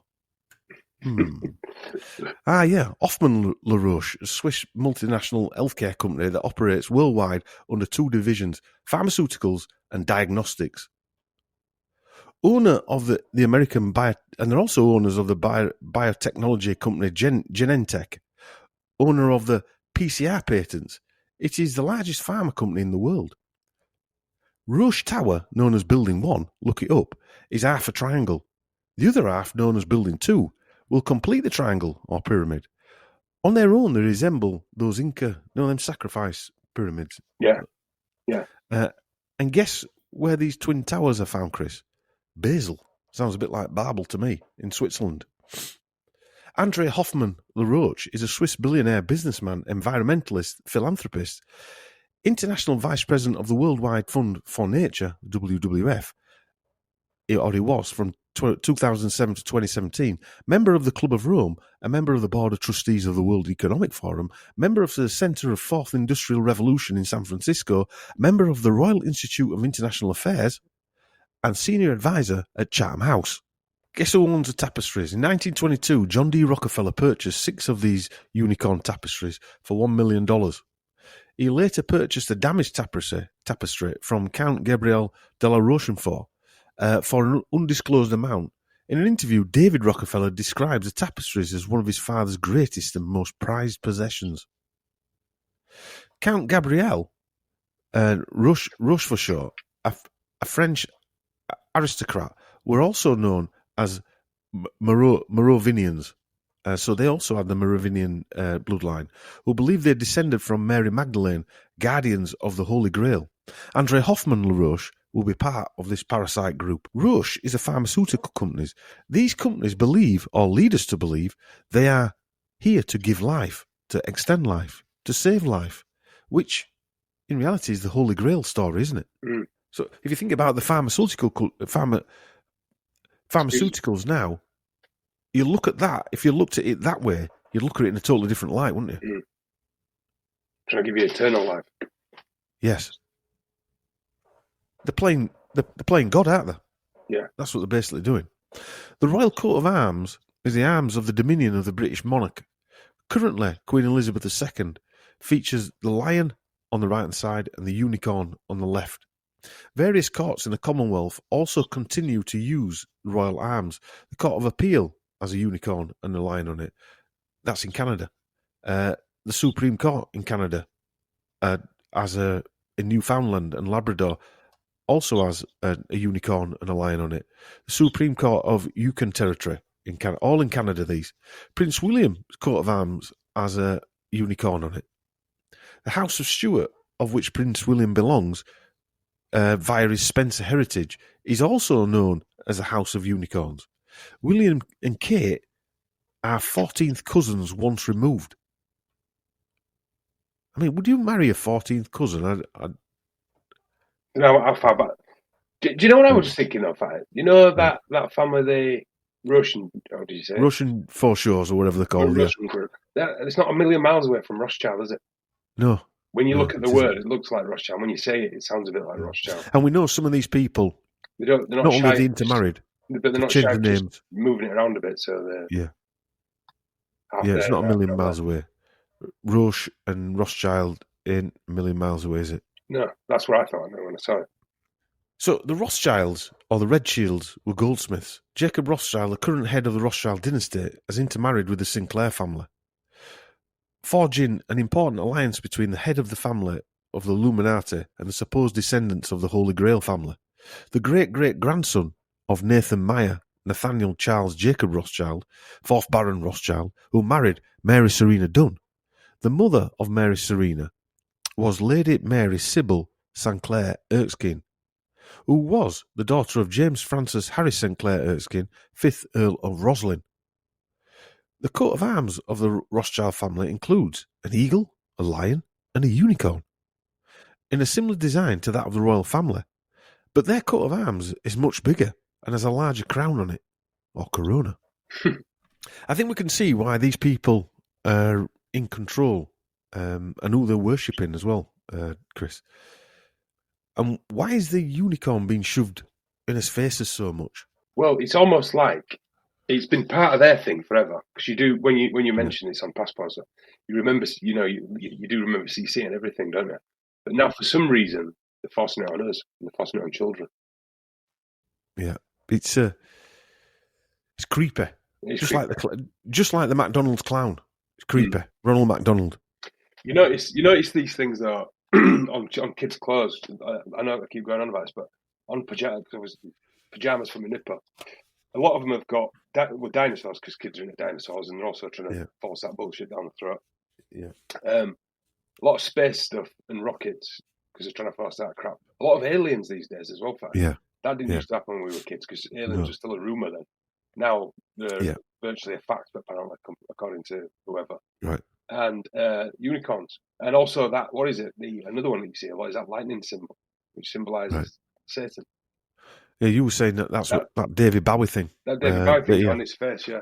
You see that in a lot of kids' stuff, on pyjamas and t-shirts and stuff like that. They literally put satanic imagery on kids' clothes. Or whatever it is. That's dressed up as nice, friendly cartoon land type imagery. When we were talking, I was looking around my neighbour's room, and I swear I saw 16 different things with a unicorn on. I didn't buy them, by the way. but even then, you can buy stuff and not even think about it, can't you? You know, you just... off the subject a little bit, but it's like Minnie Mouse, right? I've never found Mickey Mouse or Minnie Mouse as cartoon characters attractive, if you know what I mean. But I never found any of them Disney characters. No, I don't know. I mean, Disney makes some good films, and whatever it is. But if you take Mickey Mouse and then you take Roadrunner were hilarious. Mickey Mouse was never funny, as far as I was concerned. No. I even baffled me as a kid that I never found it funny. I never found it funny. Creeping underlining to it for some reason. I never knew why. Never took to him. Just like Jimmy Savile, never liked him as a kid. Can't say I tuned into Jimmy Fix It. Jim will fix it. I did. I like Jim will fix it. But I actually wrote him a letter. Another Henry Sinclair, 1255 to 1336, welcomed the Templars fleeing persecution and gave them sanctuary. He was called Henry, the Holy de Sinclair. By 1303, the Knights Templar lost their hold in the Holy Land. In 1307, Philip of France ordered the arrest and mass execution of the Templars. They were charged with heresy, homosexuality, financial corruption, black magic, devil worshipping, fraud, spitting on the cross, and much more. Remind you of that, Chris? By 1312, Pope Clement dissolved the Knights Templar in what many believe to be a power struggle. As I said, Henry Sinclair welcomed the Templars. In return, the Knights Templar assisted Robert the Bruce and his Scottish Knights to achieve independence from England. To commemorate that victory in Scottish history, Robert the Bruce and William Sinclair created the Brothers of the Rosy Cross, or the Rosicrucian Brotherhood, Scotland's first Masonic order, with Robert the Bruce as its first Grand Master. The Rosicrucians claim their order had been in existence since the days of ancient Egyptians, with secret teachings and occult symbols, e.g. the rose, the cross, the swastika, and the pyramid. Its adepts or initiatives are called Illuminati. The Rosicrucian manifestos heralded a universal reformation of mankind. The Hermetic Order of the Golden Dawn, more commonly known the Golden Dawn, was a secret society devoted to the study and practice of the occult. Many esoteric societies have claimed to derive from the original Rosicrucians. Rosicrucianism is symbolized by the Rosy Cross or the Rose Cross. The Rosicrucian-inspired Masonic rites emerged towards the end of the 18th century. The rectified Scottish rite, widespread in Central Europe, where there was a strong presence of the Golden and Rosy Cross, and the ancient and accepted Scottish rite, first practiced in France, in which the 18th degree is called Knight of the Rose Croix. Remember Sophie Trudeau, Justin Trudeau's wife, supposedly in a school relationship with Michelle Trudeau when they were teenagers, and around the same time as his death/disappearance, she became bulimic and mentally ill, and was treated for mental illness, and then went on to MKUltra McGill University. One of the strange stories is that Justin is really Michelle Trudeau. They did look similar. Obviously, they were brothers, but Sasha was fair-haired when he was young. The others were dark-haired, and they did look very similar. There's also talk that Castro was Michelle's dad too. Right. Michelle Trudeau died in the avalanche on Friday, November the 13th, 1998. In an interesting coincidence, Michelle Trudeau was nearly killed on July 17th, 1998, 5 months before his actual death, when his vehicle was broadsided by a truck while driving through Portage de la Prairie, Manitoba. The alleged accident was so powerful that his truck rolled over several times. It was a complete write-off when it was reported that it was a miracle that he survived. His death on Friday, November 13th, 1998, occurred due to an apparent freak accident in the Rocky Mountains at a time of year when snowpacks rarely, if ever, occur. An avalanche in the month of November is an unlikely event because of the snowpacks have not built up sufficiently to create the conditions when avalanches naturally occur. Evan Manners, manager of the Canadian Avalanche Centre at Revelstoke, was quoted as stating that before the Trudeau death, he had never heard of an avalanche pushing someone into the water who then drowned. Very weird, isn't it? It is. He nearly died and then died 6 months later. Yeah. Less than 6 months later. 5 months later. Yeah. So here we go with the Sub-Rosa connection and explanation to Michelle's death. And when I saw this connection to red and roses, I've got to say it freaked me out a little bit. At the time, Michelle Trudeau had been working for about a year at the Red Mountain Resort. And at the time, Michelle was living in Rossland, British Columbia. Ross is a descriptive name from the Middle English Roos, meaning red-haired. It can also mean rose. It's an habitual name for one who came from the district of Ross in Scotland, or from Rots near Cairn in Normandy, which is where, or near to where, the Sinclairs came from with William the Conqueror.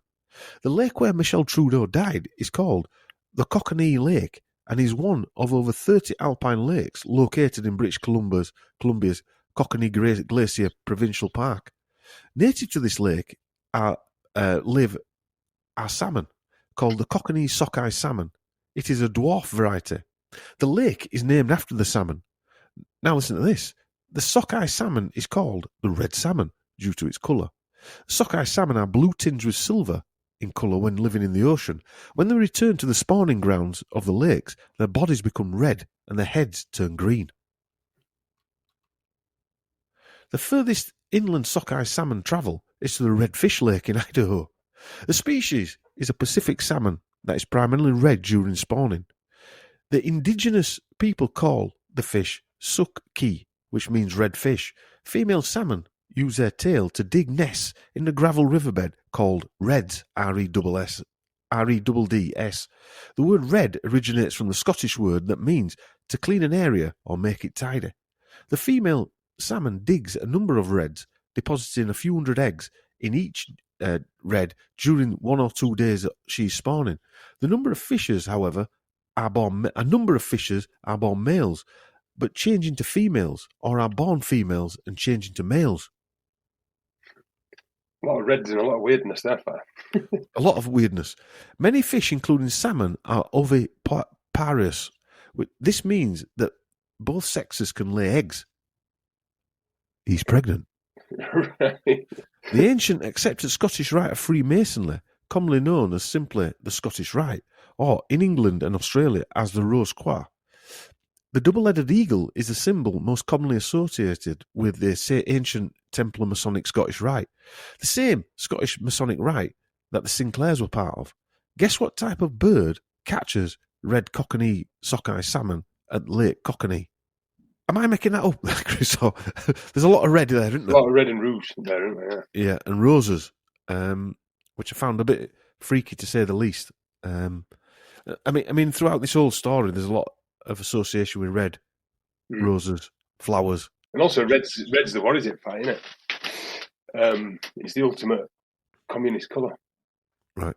Really, when you think about it. Trudeau Senior and Junior, both Liberal leaders. The Liberal colour in Canada is red. MK Ultra McGill University's colours are red, and the building that Trudeau Senior, Junior, and Grandpa Sinclair were taken to in the North Pole military base was red. After Michelle died, listen to this. After Michelle died, their auntie Betsy Denning, Margaret's sister, named a rose after Michelle, the Michelle Trudeau Memorial Rosebush. Its long, pointed reddish-pink buds open to large, very fragrant, double-deep pink flowers. New growth has red veining and reddish stems. What the hell's going on there? This debuted at the World Rose Festival in 2010. So they've actually manufactured a new rosebush for him. Yeah. That takes some doing, doesn't it? That doesn't happen overnight, does it? Not that I think of. The Roslin Chapel remains privately owned. The current owner is Peter Sinclair Erskine, 7th Earl of Roslin. Roslin means rose, and in French baby names, the meaning of the name Roslin means red-haired. Remember Pierre Trudeau always wore a red rose in his lapel? In March 2014, Lord Roslin was appointed as Master of the Household to the Prince of Wales and the Duchess of Cornwall at Clarence House. Camilla Rosemary Shand, later Parker Bowles, so she's called Rosemary. Yeah. Camilla Rosemary Shand is the 9th and 10th, twice and 11th cousin removed of Justin Trudeau. So there are 10 links with Camilla in the blood lineage of Trudeau. Right. I've always thought there was something weird about that Camilla Parker Bowles woman. Now, I know what you're saying, but it's Castro. But it doesn't matter. It doesn't matter to these satanic types. They can have illegitimate members, the bastards. They don't care. It's what we see that matters, isn't it? It's not what is real, because they don't live in that type of world. They live in a different world. If you remember, Candle in the Wind was Elton John's song for Princess Di. The first line was, "Goodbye England's Rose." The English rose is red. Was her death to make way for the Duchess of Cornwall? I would say so. Well, one of the reasons, wouldn't you? On 29th of September 2014, 9/11, Lord Roslin was appointed a commander of the Royal Victorian Order, relinquishing his appointment as head of royalty and to the Special Protection Department. So he was he guarded Prince Charles and Camilla. Right. Which is like what a Knights Templar did. Yeah. Roslin Chapel is the third Sinclair place of worship at Roslin, the first being in Roslin Castle, which burnt down. The second, whose crumbling walls can be seen today, is now called the Roslin Cemetery. In 1446, to honour the Knights Templar, Sir William Sinclair, 1st Earl of Caithness, started construction of the Roslin Chapel. His son, the 2nd Earl, spent most of his finances completing the construction of the chapel in 1486, which was, as I said, modelled on Solomon's Temple. This featured in the Tom Hanks Da Vinci Code film, which was obviously made to make the story unbelievable. Well, was it also part of the fact that people were looking at this stuff more? Maybe, yeah. They had to debunk it in a Tom Hanks film. Because, I mean, I would say he is probably, when you look at his films now, which I used to love his films, by the way, it pisses me off. Well, we went through his films. All his films have got a message in them. They're all propaganda films, aren't they? Yeah. They're all doing something. Yeah. And also that was directed by Ron Howard, who's just does as he's told. He literally is that guy. He's got no genre or style. He just directs anything. No. He might not even be a director. Well, that's another point, yeah. The chapel is home to the mysterious order and was their way of protecting the secrets of the Knights Templar. If you believe all that. I'm not saying I believe all that, and I'm not saying it's real, but they believe all that. Yeah. They were the so-called guardians of the Holy Grail. So William Sinclair is said to have introduced Enochian magic to Scotland, which is the practice of Satanism within the Illuminati. Enochian magic is a system of ceremonial magic based on the 16th century writings of John Dee and Edward Kelly, who wrote that their information, including the revealed Enochian language, which is an occult constructed language, and was delivered to them directly by various angels. Or dark angels. Yeah. So they're basically admitting that they're Satanists. They're admitting that the Sinclairs are Satanists. I mean, and Satanist, i.e., does that equal communist? That's what I'm saying about the red flag. Yeah, fascist. Anyist. Yeah. Dee and Kelly believed their visions gave them access to secrets contained within the Book of Enoch. Alistair Crowley was involved in Enochian magic. John Dee was a 16th century mathematician, astronomer, astrologer, teacher, occultist, and alchemist. He was the court astronomer for and advisor to Elizabeth I and spent much of his time on alchemy, divination, and Hermetic philosophy. Here, with alchemy and Hermes, we have another link to Mercury and the Masonic. As a political advisor, he advocated the foundation of English colonies in the New World to form a British Empire, like Canada, a term he's credited with coining. Dee eventually left Elizabeth's services and went on a quest for additional knowledge in the deeper realms of the occult and supernatural. Freemasonry was founded by another William Sinclair of Roslin, and he became the hereditary Grand Master Mason of Scotland. The rooster is a Knights Templar symbol and is found on their armour and weapons. The rooster is used in ancient Scottish Rite and French Rite Freemasonry ceremonies and is directly tied to the Rosicrucian Illuminati. The French cockerel on their flag springs to mind, and their rugby union team have a French cockerel. So the British have the lions and the lion and the rose, and the French have the cockerel on their rugby union shirts. Bees are often considered as a symbol of the goddess or divine feminine because they are ruled by queens. In particular, they are associated by the goddess Venus. So now we can reconsider why the bee, because the bee is also associated with a cockerel and the Merovingian coat of arms. So it's on the coat of arms. And that were used in the 2016 after the Manchester bombing, wasn't it? Yeah, it was, wasn't it? The bee. Everyone, loads of dildos got a tattoo of themselves. Yeah.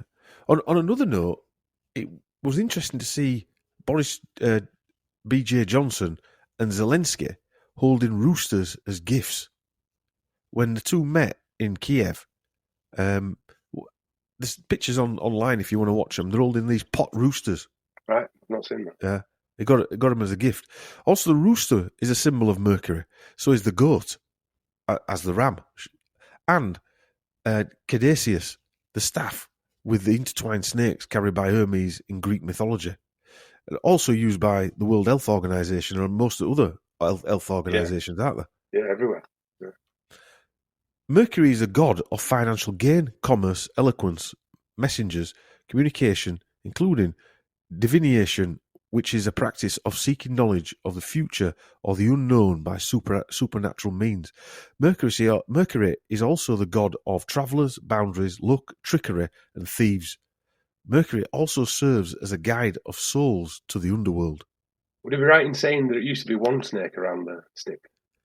I think so, yeah. I think it used to be one snake, and that actually meant medical help. And then it changed to two snakes, which is commerce and money, really, isn't it? Right. And no good. I'm pretty sure the one snake symbolism was a positive. One thing me and Chris listened to, and I'll come on to that in a sec, the number 88 and Marie Curie and Mercury are also intrinsically linked. They're also they're encoded. Marie Curie, Mercury, it's encoded. Please watch listen to crow777radio.com and listen to their show 53. It's called Duck and Cover No More, which were recorded in 2017. And also go to the Hoaxbuster channel on YouTube. Hoaxbuster has linked Bob Johnson and Trump to be encoded with Mercury. Both have ancestry from Bavaria, just like these people we're talking about now, and are also encoded with 88 and 9/11 and lots of other things as well. And we come to the crossroads where James Sinclair was born in Scotland, and the crossroads is symbolic actually, and it was first used by Robert Johnson.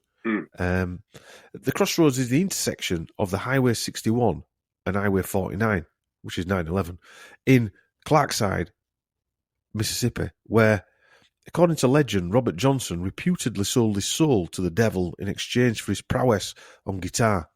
Robert Johnson's song, Crossroad Blues, is about this legend. Mercury is also linked to the crossroads. The crossroad is where we need to decide, in fact, where we are forced to decide to make a decision. We can turn left or right, go straight on, or go back where we came. Or we can stay put where we are. All require a decision. You know, doing nothing is still a decision. You've made a decision to do nothing. The contract with the devil, or the Faustian bargain, when you're forced into that decision, like we have been to wear a mask, to have a jib-jab. Even if you make no decision, you've still had to make a decision. You're still at the crossroads, realistically. By doing nothing. By doing nothing, you're still at the crossroads. They still tricked you because you didn't have to make that decision. There should have been no decision to make because it was nonsense. And like I said, just look at the last few years. This was the crossroad, the insertion into his brains in full effect. This is a Masonic ritual. And really, it's on a scale that it's unimaginable, really. I tried to explain this to somebody earlier, where so many pointless, futile decisions like mass and 3 dart finishes, don't cough on somebody, don't sneeze into your arm, don't touch somebody's hand, fist bump them or elbow them, all these, keep social distancing, all this bullshit that we've had to make decisions on, and it causes stress. Well, our decisions are pretty easy. We don't do any of them. It's all part, though, of a giant Masonic ritual, isn't it? Clearly, yeah. It was from day one. Well, one thing I found, that the rooster or cockerel can be seen in the Masonic Chamber of Reflection, which originated in France. The Masonic Chamber of Reflection is a small darkened room adjoining a Freemason lodge, and there is a place of meditation for candidates to be initiated into Freemasonry, and it is sometimes used in a higher degree night ceremonies. Now, coming on to why I'm saying this in a sec, which links to the crossroads and what I was just talking about. In Freemasonry, the name given to the place where part of the initiation process takes place, it is used as a test of isolation. Now, where have we used these words and heard these words before? During which the recipient is invited to perform some introspection, which is the examination or test or observation of one's own mental and emotional processes. Isolation is an age-old practice in initiation rituals, wrote William Ian Miller, professor of law at the University of Michigan.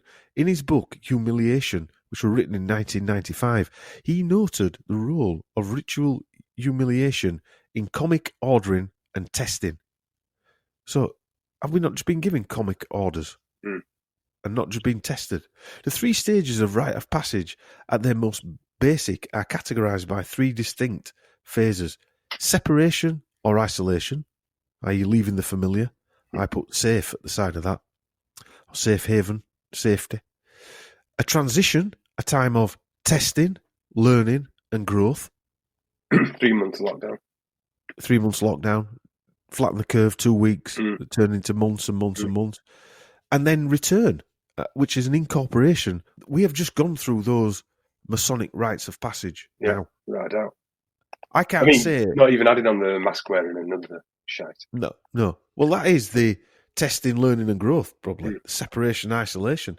And we've got, I'll use the Canadian guy, and Johnson, all of them with Bavarian, and Trump, all 3 of them, all with Bavarian roots, all intertwined with royalty and links to back into blood, You've got the Canadian guy who is linked to basically people who were the grand masters of all this stuff, and he's running that shit show in Canada.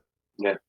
So bear in mind, this is from the Scottish rites of passage. Right. These are what they want people to go through to be initiated into the Masonic Lodge. I'd say we've just gone through all them. The whole world. The whole world has gone through all them. Yeah. So the rooster represents Mercury, and in an alchemical sense of the term, the 2 words are commonly added to the rooster: perseverance and vigilance. In Masonic rites, the rooster is the only animal brave enough to step into the dark and call for the day to come, and it is a message of encouragement to the candidate. The room contains objects important for initiation that symbolise the alchemist principle of Mercury, represented by the rooster or the French cockerel, which represents the spirit of life or the life force. Known as the acronyms vitrol or vitrolum, meaning in Latin, and you'll have to forgive me for this because I don't speak Latin, I'm from Yorkshire. Visita interior terre refectanado invenis occultum lapidem, or visit the interior of earth and purifying it you will find the hidden stone, the Philosopher's Stone, which is a legendary subject said to be capable of transforming metals into gold and giving the user eternal life and great riches. Alchemists also believe that an elixir of life could be derived from it.